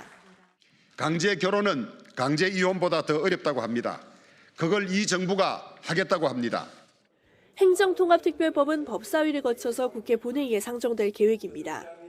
오는 26일 통과를 목표로 삼고는 있지만 야권 반대로 진통이 예상됩니다. 민주당은 미뤄왔던 사법개혁안도 이달 안에 처리하겠다며 고삐를 바짝 조이고 있습니다. 최근 법사위를 통과한 재판 소원제와 대법관 증언에 더해 이미 본회의에 부의된 법 왜곡죄까지 묶어 한 번에 넘기겠다는 겁니다. 사법부는 결코 신성 불가침의 조직이 아닙니다. 달리기 시작한 기차는 거침없이 앞을 향해 내달릴 것입니다. 물론 국민의힘은 결사항전, 이번에도 필리버스터 카드를 주저하지 않겠다는 입장입니다. 연휴 직전에는 밥상 민심 잡기에 주력하며 잠시 숨을 고른 여야는 2주 뒤 본회의에서 다시 입법 전쟁을 벌이며 맞붙을 전망입니다. YTN 강민경입니다. 대법원장이 여당이 추진 중인 재판소원법에 대해서 공개적으로 우려를 표한 가운데 이 헌법재판소가 이를 반박하는 참고 자료를 냈습니다. 재판소원법을 둘러싼 대법원과 헌법재판소의 갈등이 커지는 모습입니다. 임예진 기자가 보도합니다. 헌법재판소가 국회에서 추진하고 있는 재판소원법에 대해 적극 옹호에 나섰습니다. 목차를 제외하고도 A4 용지 26쪽에 이르는 참고자료를 통해 재판소원법에 대한 헌재 입장을 밝힌 겁니다. 자료는 쟁점이 되는 15개 질문에 대한 답변 형태로 사법부의 우려를 반박하는 내용이 주로 담겼습니다. 헌재는 먼저 재판소원이 헌법에 위반된다거나 권력분리 원칙을 침해한다는 주장은 헌법상 근거를 찾기 어렵다며 정면으로 부인했습니다. 헌법소원 심판이 사실상 사심제로 변질될 거란 지적에는 제도의 본질을 흐리는 거라며 선을 그었습니다. 보충적, 예외적 권리구제 절차로서 헌법 해석을 다시 심사하는 것일 뿐이란 겁니다. 헌재가 맡을 사건 수가 대폭 증가해 분쟁 해결이 지연될 거란 주장에 대해선 먼저 재판 소원을 도입한 해외 사례를 들어 제도가 안정화되면 해결될 거라고 일축했습니다. 전날 공개적으로 재판소원법에 대한 반대 입장을 드러낸 조희대 대법원장은 이번엔 침묵으로 답했습니다. 대법원장님께서 입장을 내놓으신 지 하루 만에 헌법재판소에서 상반된 의견이 나왔는데요. 이에 대해 어떻게 생각하시는지 한 말씀 부탁드립니다. 국민들 잘 보냈어요. 이 밖에 법원 행정처 차원의 공개적인 추가 입장 표명은 없었지만 법원 내부 게시판에 현직 판사의 실명 비판 글이 올라오는 등 법관들 사이에서는 우려의 목소리가 이어지고 있습니다. 두 사법기관의 뚜렷한 입장차를 보이고 있는 재판소원법은 이제 본회의 표결만을 앞두고 있습니다. YTN 임혜진입니다. 이재명 대통령과 여야 대표 오찬 회동이 무산된 걸 두고 양당은 내탓 공방을 이어갔습니다. 서로를 향해 초등학생 수준도 안 된다고 비판했는데 정치적 유불리를 놓고는 해석이 엇갈렸습니다. 박정현 기자입니다. 대통령 오찬이 당일 불발된 여파 탓일까? 민주당 정청래 대표는 공개회의 내내 어두운 표정으로 한숨을 내쉬었습니다. 고작 1시간 앞두고 취소라니 초등학생도 안 할 유치한 결정이라며 대통령을 넘어 국민에 대한 무례라고 국민의힘 장동혁 대표를 직격했습니다. 어린아이처럼 제발 좀 그러지 마십시오. 앞으로 국민의힘이 어떤 말로 협치를 운운하든 국민께서 그 말을 진정으로 믿을 수 있겠습니까? 재판소원법 등을 이유로 국회를 보이콧한 국민의힘을 겨냥해 명절을 앞두고 민생법안마저 내치는 게 책임 있는 야당이냐고 비판했습니다. 특히 한시가 급한 관세 문제마저 목리를 부린다며 대미투자특별법 특위 첫 회의가 파행된 데 강한 유감을 표시했습니다. 국민과의 약속입니다. 국민 앞에 나란히 서명한 이 약속이 국민의힘 파기로 휴지 조각이 되는데 채 열흘도 걸리지 않았습니다. 국민의힘은 사태를 자초한 건 민주당 내부 권력 다툼 탓이라고 거듭 책임을 돌렸습니다. 대통령과 만나는 게 껄끄러웠던 정청래 대표가 굳이 오찬 전날 밤 사법 파괴 악법들을 강행해 오찬을 무산시킬 명분을 만든 게 아니냐는 겁니다. 초등학생보다 못하다는 비판은 이렇게 돌려줬습니다. 밤에 그렇게 사법 질서와 헌정 질서를 파괴하는 악법들을 일방적으로 처리하는 것은 초딩도 상상조차 하지 않는 일입니다. 협치의 의사는 전혀 없었다고 생각합니다. 다만 당내에선 약속을 깨는 대신 대통령 앞에서 조목조목 현안을 따졌어야 한다는 볼멘 소리도 나왔습니다. 심지어 극우 유튜버나 강성지 지층 요구 때문에 불참한 것 아니냐는 지적도 나왔는데 지도부는 단호히 일축했습니다. 가당치 않은 일이고요. 그분이 뭐 당에 무슨 영향력을 갖고 있길래 영수회담까지 막을 수 있단 말입니까? 그리고 국민의힘을 우습게 보는 말이고도. 민족 대명절인 설 연휴를 앞두고도 마주보고 밥 한 술 뜨긴커녕 서로를 손가락질하는 여의도 현실에 민심도 싸늘하기만 합니다. YTN 박정현입니다. 국회 법제사법위원회가 주관한 3차 상법 개정안 관련 공청회에서 여야가 자사주 소각 의무화를 골자로 한 개정안을 두고 공방을 벌였습니다. 더불어민주당 김용민 의원은 오늘 공청회에서 자사주가 더는 총수일가의 방패막이가 아닌 온전한 주주 가치를 높이는 마중물이 되도록 만들어야 할 골든타임이라고 강조했습니다. 반면 국민의힘 조배숙 의원은 자사주는 경영권 방어의 유일한 도구라며 우리 기업이 헤지펀드, 인수합병 공격을 어떻게 방어할지 의문이 든다고 우려의 목소리를 냈습니다. 송영길 전 더불어민주당 대표의 전당대회 돈봉투 살포 의혹과 관련해 2심 법원도 무죄를 선고했습니다. 재판부는 핵심 증거인 통화 녹음이 위법 수집 증거라고 지적했는데 1심에서 유죄가 선고됐던 불법 정치자금 수수 혐의도 증거 능력 문제로 무죄로 뒤집혔습니다. 유서현 기자가 보도합니다. 더불어민주당 전당대회 돈봉투 살포 의혹과 불법 정치자금 수수 등의 혐의로 재판에 넘겨진 송영길 전 더불어민주당 대표. 1심 재판부는 불법 정치자금 수수 혐의를 유죄로 보고 징역 2년을 선고했는데 항소심 재판부는 송 전 대표의 혐의 전부를 무죄로 판단했습니다. 가장 쟁점이 됐던 건 증거 능력입니다. 재판부는 우선 1심과 같이 돈봉투 의혹 수사의 발단이자 핵심 증거였던 이른바 이정근 녹취, 이정근 전 민주당 사무부총장 휴대전화 녹음 파일의 증거 능력을 인정하지 않았습니다. 이 전 부총장이 송 전 대표에게 돈봉투 살포를 알리자 송 전 대표가 칭찬했다는 취지의 내용이 담긴 해당 파일은 유무죄를 가르는 핵심 증거 중 하나였습니다. 재판부는 이 전 부총장이 다른 수사로 휴대전화를 이미 제출했을 당시 해당 녹음 파일의 존재를 인식했다고 보기 어렵다며 이 파일까지 제출할 의사를 명확히 표시하지 않았다고 봤습니다. 2심 재판부는 1심과 달리 불법 정치자금 수수 혐의와 관련된 압수물의 증거 능력도 배척했습니다. 이 압수물 역시 검찰이 당초 돈봉투 의혹 관련 영장으로 확보한 것임에도 관련성이 떨어지는 다른 공소사실을 입증하는 데 활용했다며 위법 수집 증거라고 지적했습니다. 재판부는 검찰이 별건 수사를 한 것으로 보여 수사기관에 주의가 필요한 게 아닌가 싶다며 쓴소리를 하기도 했습니다. 법정에서 선고를 듣던 송 전 대표의 지지자들은 무죄 판결이 내려지자 법정에서 환호성을 내질렀습니다. 우리 형사 일부의 윤성식 부장님과 우리 판사님들의 현명한 판결에 감사를 드립니다. 영장도 없이 불법적으로 녹음 파일을 가져다가 돈봉투 사건을 수사했고, 송 전 대표는 무죄가 선고된 만큼 자신이 몸담았던 소나무당을 해체하고 민주당에 돌아가겠다는 뜻을 밝혔습니다. YTN 유서연입니다. 중대재해처벌법 시행 이틀 만에 발생한 양주 채석장 붕괴 사고로 재판에 넘겨져 1심에서 무죄가 선고된 삼표그룹 정도원 회장에 대해 검찰이 항소했습니다. 의정부 지방검찰청은 사실 오인과 법리 오해 등을 이유로 항소했다고 설명했습니다. 앞서 의정부 지방법원은 정 회장이 중대재해처벌법에서 규정하는 경영 책임자에 해당한다고 인정하기 부족하다며 무죄를 선고했습니다. 공공기관에서 입양한 개 3마리를 도살한 70대 남성이 경찰에 입건됐습니다.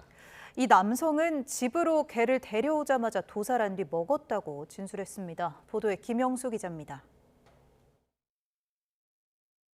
한 남성이 쇠막대로 만든 올무도 모자라 발로 개 목을 짓밟고 있습니다. 철사줄로 입과 다리가 묶인 개는 아무런 저항도 못합니다. 70대 남성 A씨는 한국농어촌공사 황등지소에 있던 개 3마리를 키우겠다며 입양했습니다. 하지만 A씨는 이렇게 집으로 데려간 개를 모두 도살한 것으로 드러났습니다. 혹시 그 개는 지금 잘 있을까요? 아니, 그냥 내가 동네에서 개들 잘 잡고 개들 잘 잡아서 먹었어요. 동네 사람들하고 그냥. 개를 입양한 곳에서 A씨 집까지 20분 거리. A씨는 집에 도착하자마자 텃밭에 불까지 피워 개를 잡은 걸로 전해졌습니다. A씨를 포함한 주민 4명이 입양한 개를 먹은 걸로 알려졌습니다. 고발장을 접수한 경찰은 A씨를 동물보호법 위반 혐의로 입건해 조사하고 있습니다. YTN 김영수입니다. 서울 동대문 시장에서 산 의류에 라벨만 붙인 가짜 명품 옷을 판매하던 유통업자들이 경찰에 단속당하자 사무실을 옮겨 이번에는 위조 명품 시계를 만들어 팔다 결국 검거됐습니다. 그렇게 5년 동안 가짜 명품을 무려 35억 원어치 판 것으로 조사됐습니다. 정현우 기자가 보도합니다. 택배 상자 안에 비닐로 쌓인 시계들이 무더기로 보입니다.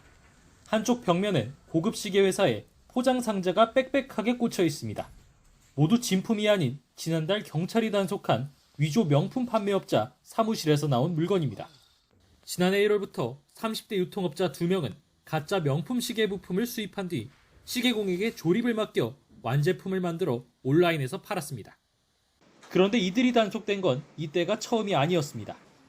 2021년부터 동대문 상가에서 옷을 사들인 뒤 명품 로고만 붙여 판매하다가 4년 만인 2024년 11월 경찰에 적발됐던 겁니다. 다만 당시엔 직원만 잡히고 사장 2명은 도주했는데 이들이 다른 지역에 새로 사무실을 차리고 짝퉁시계를 팔아온 겁니다. 파출소에서 단속한 내용을 바탕으로 지속적 인지수사를 벌인 결과 서울과 경기 일대에서 짝퉁 명품 시계 등을 수입 유통한 일당을 적발하게 되었습니다. 경찰은 2차례 단속에서 가짜 명품 시계 258점, 의류와 운동화 462점 등 정품 가격 기준으로 77억 원어치를 압수했습니다. 5년여 동안 판매한 모조품 규모는 최소 35억 원 상당으로 추정됩니다. 경찰은 30대 유통업자 2명을 구속 상태로 시계공과 가짜 명품 상표 판매상 등 8명을 불구속 상태로 모두 검찰로 넘겼습니다. 그러면서 상표권 침해 행위는 최대 징역 7년, 1억 원 이하 벌금에 처할 수 있는 중대 범죄인 만큼 엄정 대응하겠다고 강조했습니다. YTN 정윤우입니다. 북한이 정동영 통일부 장관의 대북 무인기 침투 사건에 대한 유감 표명에 대해서 다행으로 생각한다는 반응을 내놨습니다. 비교적 상식적인 행동이라고 평가하면서 재발 방지 대책도 촉구했는데 어떤 의도가 있는 건지 짚어봤습니다. 이종원 기자입니다. 김정은 국무위원장의 동생인 김여정 노동당 부부장이 대남 담화를 발표했습니다.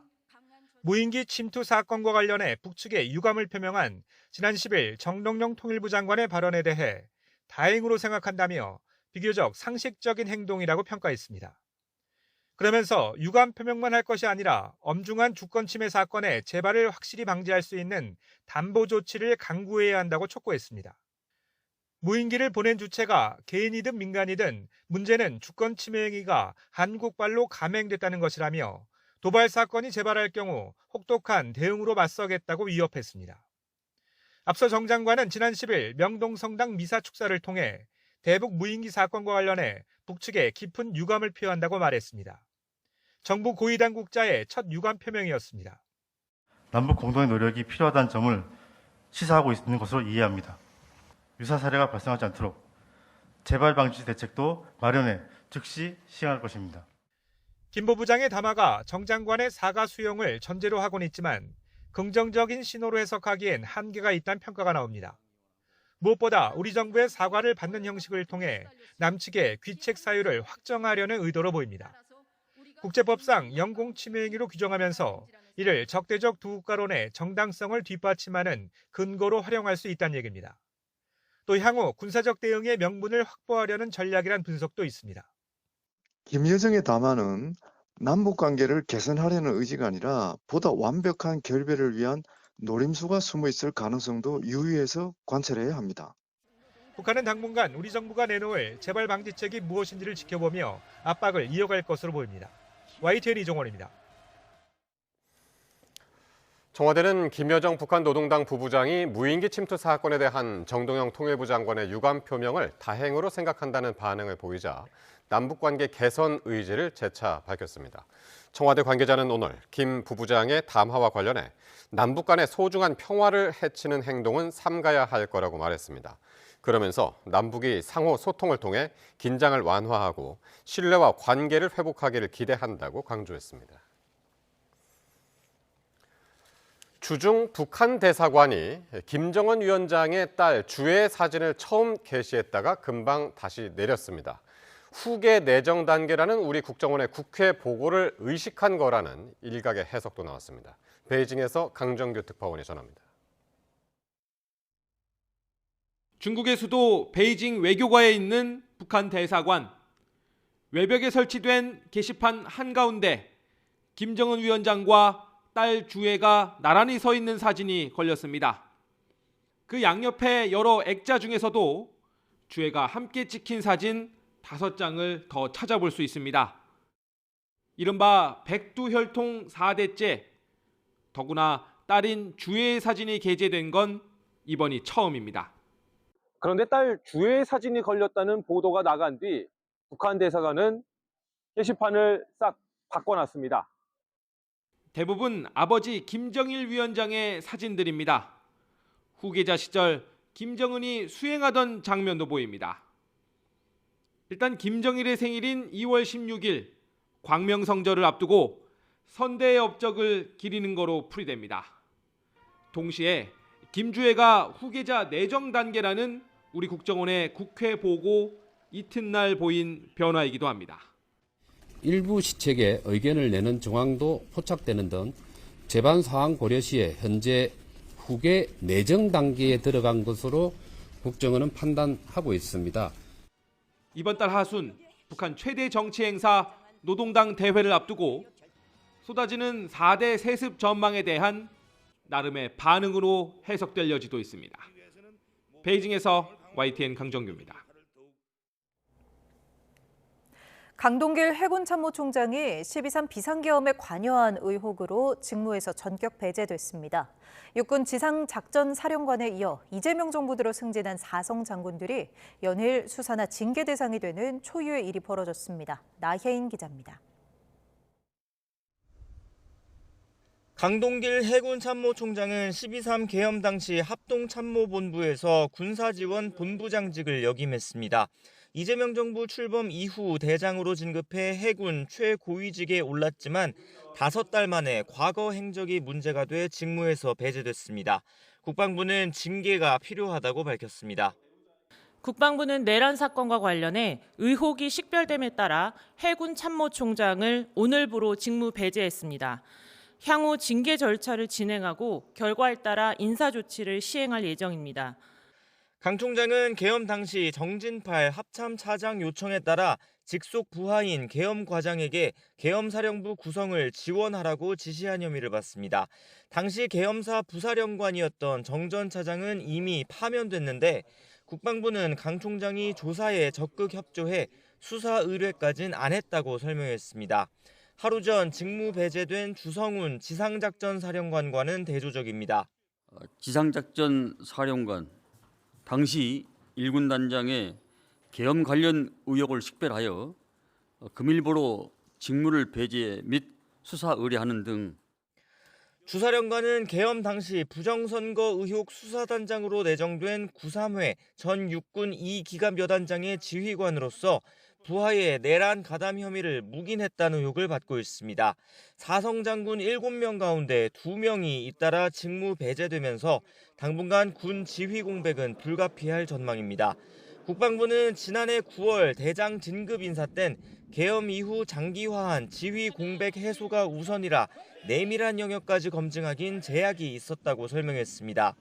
그러면서 앞으로도 계엄 관여자는 지휘 고하를 따지지 않고 성역 없이 조사하겠다고 강조했습니다. YTN 나인입니다. 엄성규 부산경찰청장 직무대리가 임명 4개월여 만에 대기 발령됐습니다. 엄 직무대리는 강원경찰청장 재직 당시 불법 계엄에 저항하는 글을 올린 경찰관에게 게시물 삭제를 지시한 사유로 조사를 받은 것으로 알려졌습니다. 헌법존중정부혁신TF는 최근 12.3 비상계엄과 관련한 공직자와 군인 등의 불법 행위 가담 여부에 대한 조사 결과를 발표하고 현직에 있는 경찰관 21명에 대한 징계 절차에 착수했습니다. 설 연휴를 앞두고 새벽에 부산 아파트에서 불이 나 70대 누나와 남동생이 숨졌습니다. 아파트 주민 100여 명이 화재 경보를 듣거나 연기를 피해 대피했는데 두 사람은 빠져나오지 못했습니다. 김종호 기자가 보도합니다. 아파트 창밖으로 시뻘건 화염이 솟구칩니다. 70대 누나와 남동생이 함께 살던 5층 세대에서 불이 난 건 새벽 3시 40분쯤. 화재 경보기 소리나 연기에 놀란 주민 100여 명이 건물 밖이나 옥상으로 대피했는데 불이 난 세대에서는 인기척이 없었습니다. 해남 세대에 올라가가지고 두드리는데 반응이 없어가지고 이 사람이 없나 와 두드리다가 앞집에 또 두드리고 지금 불이 났으니까 대피했습니다. 맞은편 세대에 살던 조카가 문을 열고 불을 끄려고 했지만 이미 불길이 거세게 번진 뒤였습니다. 50분 만에 불이 꺼진 뒤 남매는 숨진 채 발견됐습니다. 대피 과정에서 주민 6명이 연기를 마셨지만 부상 정도는 심하지 않은 것으로 알려졌습니다. 불이 난 곳은 지난 1985년 입주한 아파트로 자동 화재 감지 설비는 있지만 스프링클러는 설치되지 않았습니다. 불은 동생이 사용하던 입구 쪽 작은 방에서 시작한 것으로 추정됩니다. 탄화가 가장 심한 현관 입구방으로 화재가 발생한 것으로 추정이 됩니다. 그 방을 중점적으로 감식을 하였고 유족은 작은 방에 난방용품이 있었다고 설명했습니다. 난방이 아니라 가능하고 그냥 했거든. 그러니까 방에 동생이 있으니까 그런 그만한 난로에 있잖아요. 합동 감식을 진행한 경찰은 수거물을 분석해 정확한 경위를 가릴 계획입니다. YTN 김종호입니다. 오늘 오후 3시 10분쯤 경기 수원시 영동고속도로 강릉 방향 광교터널 인근에서 화물차와 승용차가 부딪혔습니다. 사고 충격으로 승용차가 전복되며 70대 여성이 머리와 팔 등을 크게 다쳤고 50대 남성이 경상을 당해 병원으로 이송됐습니다. 경찰은 보험 처리로 사고를 마무리하기로 했다고 설명했습니다. 경기 수원 팔달경찰서는 오늘 낮 1시 20분쯤 수원시 인계동의 공사장에서 일하던 60대 남성 A씨가 콘크리트에 깔려 심정지 상태로 병원에 이송됐지만 숨졌다고 밝혔습니다. 경찰은 A씨가 민간 임대주택 사업 공사 현장에서 콘크리트를 드릴로 쪼개서 통에 버리는 작업을 하다가 사고를 당한 것으로 조사됐다고 밝혔습니다. 또 A씨는 하청업체 소속 일용직 노동자로 사고 당시 혼자 일하고 있었던 것으로 파악됐다고 전했습니다. 현장 조사에 나선 노동당국은 중대재해처벌법 위반 사항 등이 있는지 조사하고 있습니다. 설을 앞두고 산재 피해 유가족부터 복직 농성 노동자까지 한자리에 모였습니다. 거리의 노동자들을 위한 차례상인데 벌써 9년째입니다. 정영수 기자의 보도입니다. 모양을 잘 만들어. 얘 모양 엄청 잘했는데요? 옹기종기 모여 만두를 빚는 사람들. 서툴지만 손짓은 사뭇 진지합니다. 오랜만에 만난 동료에게 안부도 묻습니다. 설을 앞두고 비정규직 노동자들을 위한 쉼터에서 음식 만들기가 한창인 겁니다. 설에도 외로이 농성을 이어갈 노동자들을 위한 차례상입니다. 저도 이렇게 만두를 함께 빚고 있는데요. 거리에서 명절을 보내야 하는 노동자들을 위한 음식입니다. 서로가 서로에게 버팀목이 될 쉼터에서 벌써 5년째 설을 보내는 노동자도 있습니다. 농성장에 사람들이 명절을 보내게 돼요. 그러면 집에 많이 못 가고 길 위에서 싸우는 사람들 같이 명절 차례를 하기 때문에 저희도 만 24살에 태안화력발전소에서 일하다 숨진 고 김용균 씨의 어머니 김미숙 씨도 매년 이곳을 찾아 다른 유족을 만나 위로하고 위로받습니다.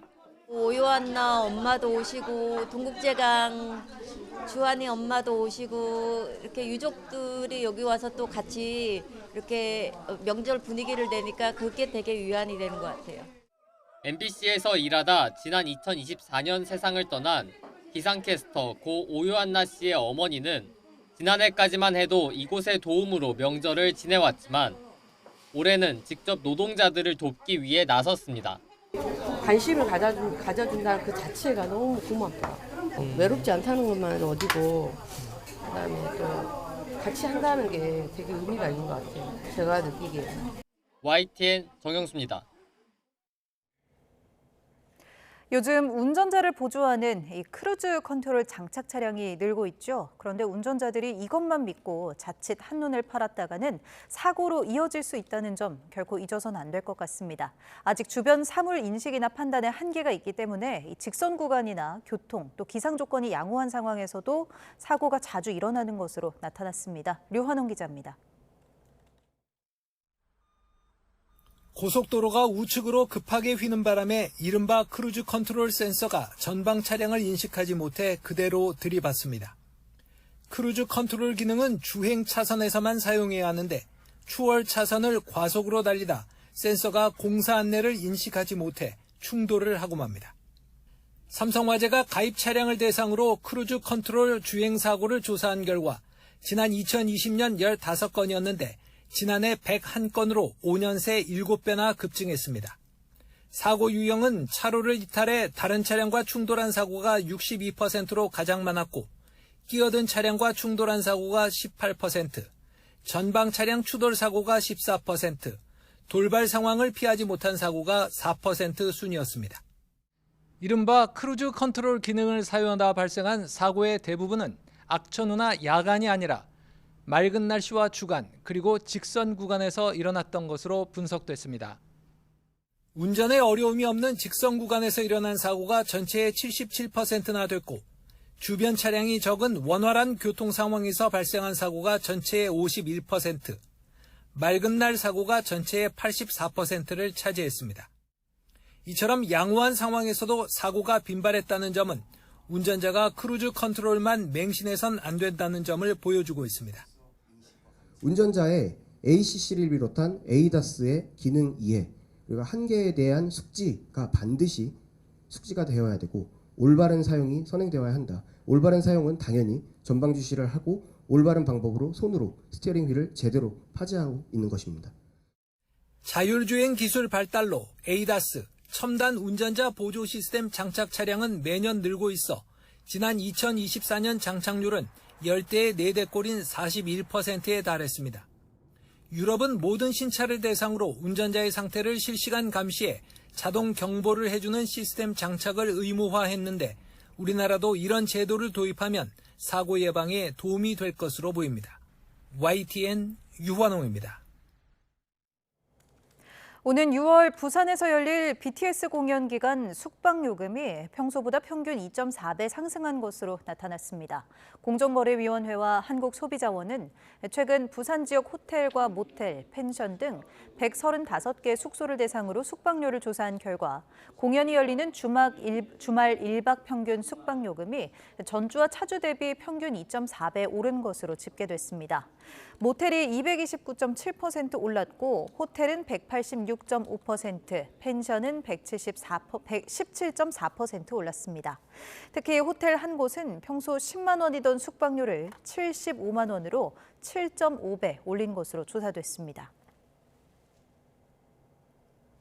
오늘 아침 7시 40분쯤 캄보디아 프놈펜에서 출발해 인천공항에 착륙한 대한항공 KE690편 여객기의 우측 바퀴 2개에 구멍이 뚫리는 사고가 발생했습니다.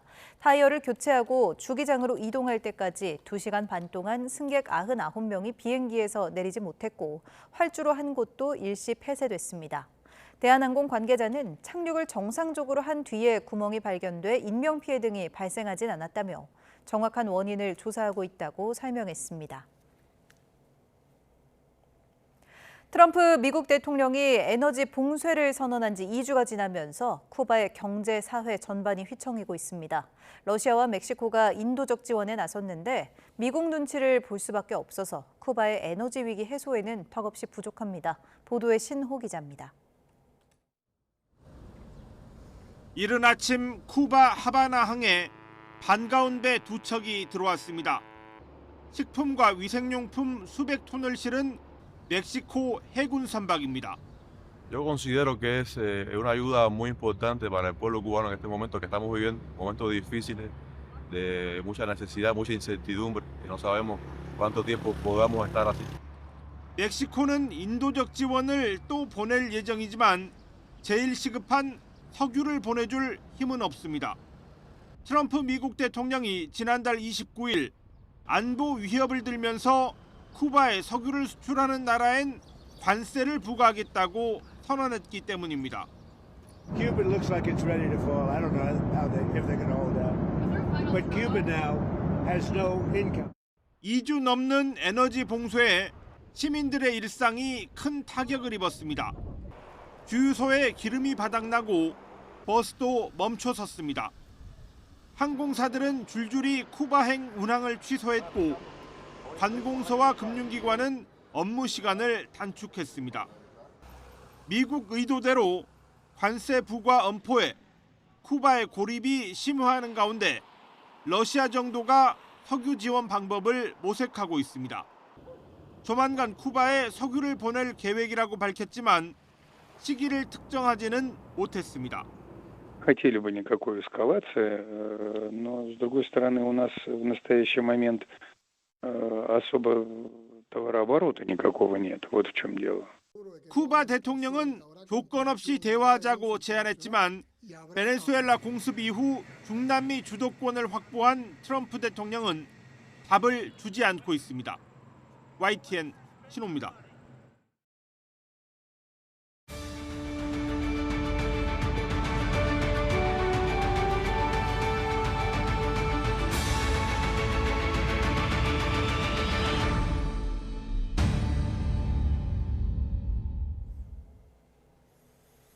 남자 피겨 간판 차준환이 내일 새벽 싱글 프리스케이팅에서 메달 도전에 나섭니다.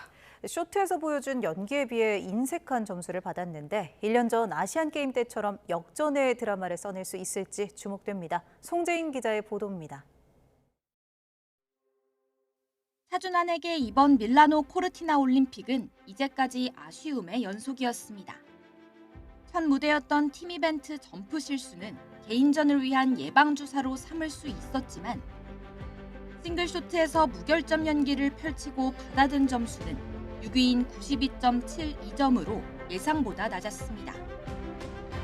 국내뿐 아니라 해외에서도 심판진의 박한 판정에 의아함을 나타냈지만 차준환은 최선을 다했다는 사실은 변함이 없다며 아쉬움을 털어냈습니다. 이제 차준환은 대역전을 준비하고 있습니다. 새벽 3시부터 시작하는 싱글 프리 스케이팅에 출전해 한국 남자 피겨 사상 첫 메달을 노립니다.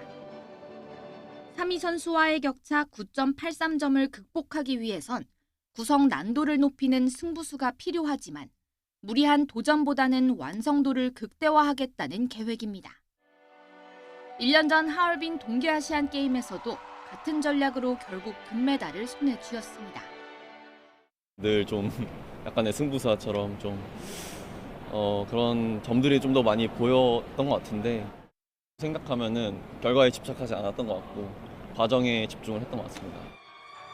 스스로에 대한 믿음으로 무장한 차준환. 이번 올림픽 마지막 무대를 화려하게 장식할 시간이 다가오고 있습니다. YTN 송재인입니다. 스노보드 하프파이프에서 올림픽 사상 처음으로 금메달을 목에 건 최가운 선수는 어린 시절부터 스노보드 신동으로 주목받을 만큼 재능도 있었지만 오늘 경기에서 보셨듯이 악바리 같은 승부근성이 있는 선수입니다. 네, 엑스게임부터 올림픽까지 이전에 클로이 김이 세웠던 최연소 기록을 모조리 깨면서 새로운 여왕 자리에 올랐습니다. 보도에 장하영 기자입니다. 7살 때부터 원했던 올림픽. 1차 시기 추락 이후 한동안 눈에서 일어나지 못했던 최가온을 일으켜 세운 건 꿈꿨던 올림픽을 이대로 끝낼 수 없다는 의지였습니다.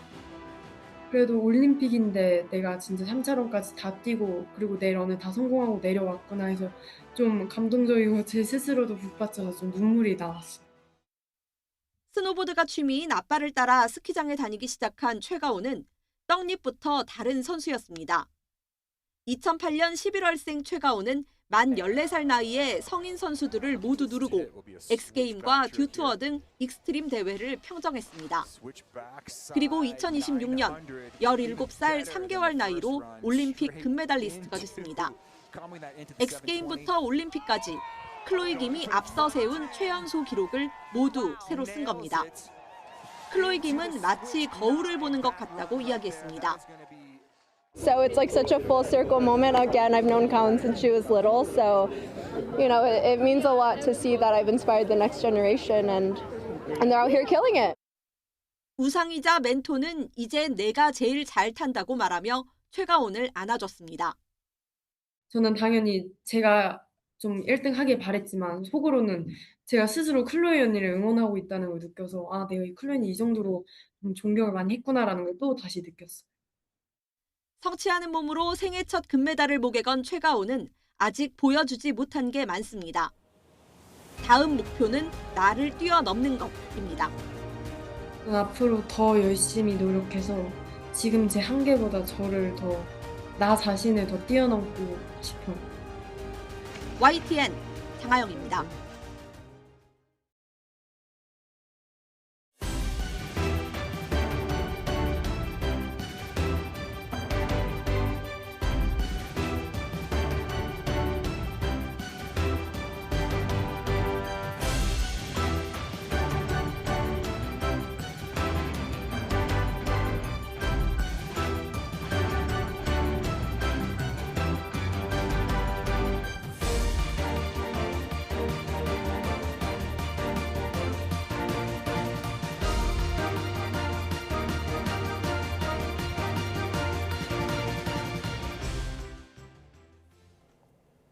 여자 프로배구 2위 현대건설이 선두 한국도로공사를 꺾었습니다.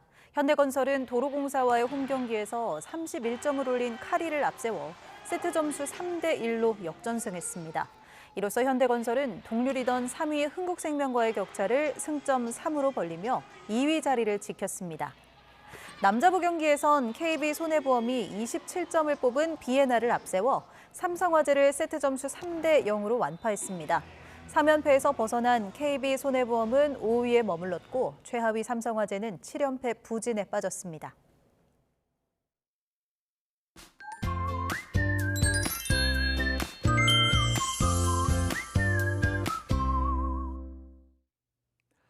내일부터 긴 설 연휴가 시작됩니다. 연휴의 첫날 기온으로만 본다면 날이 참 좋겠는데요. 서울 아침 기온이 3도로 오늘과 비슷해 큰 추위 없겠고 한낮에는 11도까지 오르는 등 3월 중하순의 봄처럼 온화하겠습니다. 다만 중부와 전북, 경북을 중심으로는 계속해서 공기가 무척 탁하겠습니다. 외출하시거나 귀성길에 오르는 분들은 마스크 꼭 착용해 주시기 바랍니다. 또 대체로 흐린 가운데 중서부와 제주도에는 약하게 비가 오거나 빗방울이 떨어지겠고 안개가 짙게 끼는 곳도 많겠습니다. 동해안에서는 무척 메마른 날씨가 이어지겠습니다. 여기에 산간을 중심으로는 바람도 강하게 불면서 대형 산불이 발생할 가능성이 매우 높습니다. 불씨 관리 철저히 해주시기 바랍니다.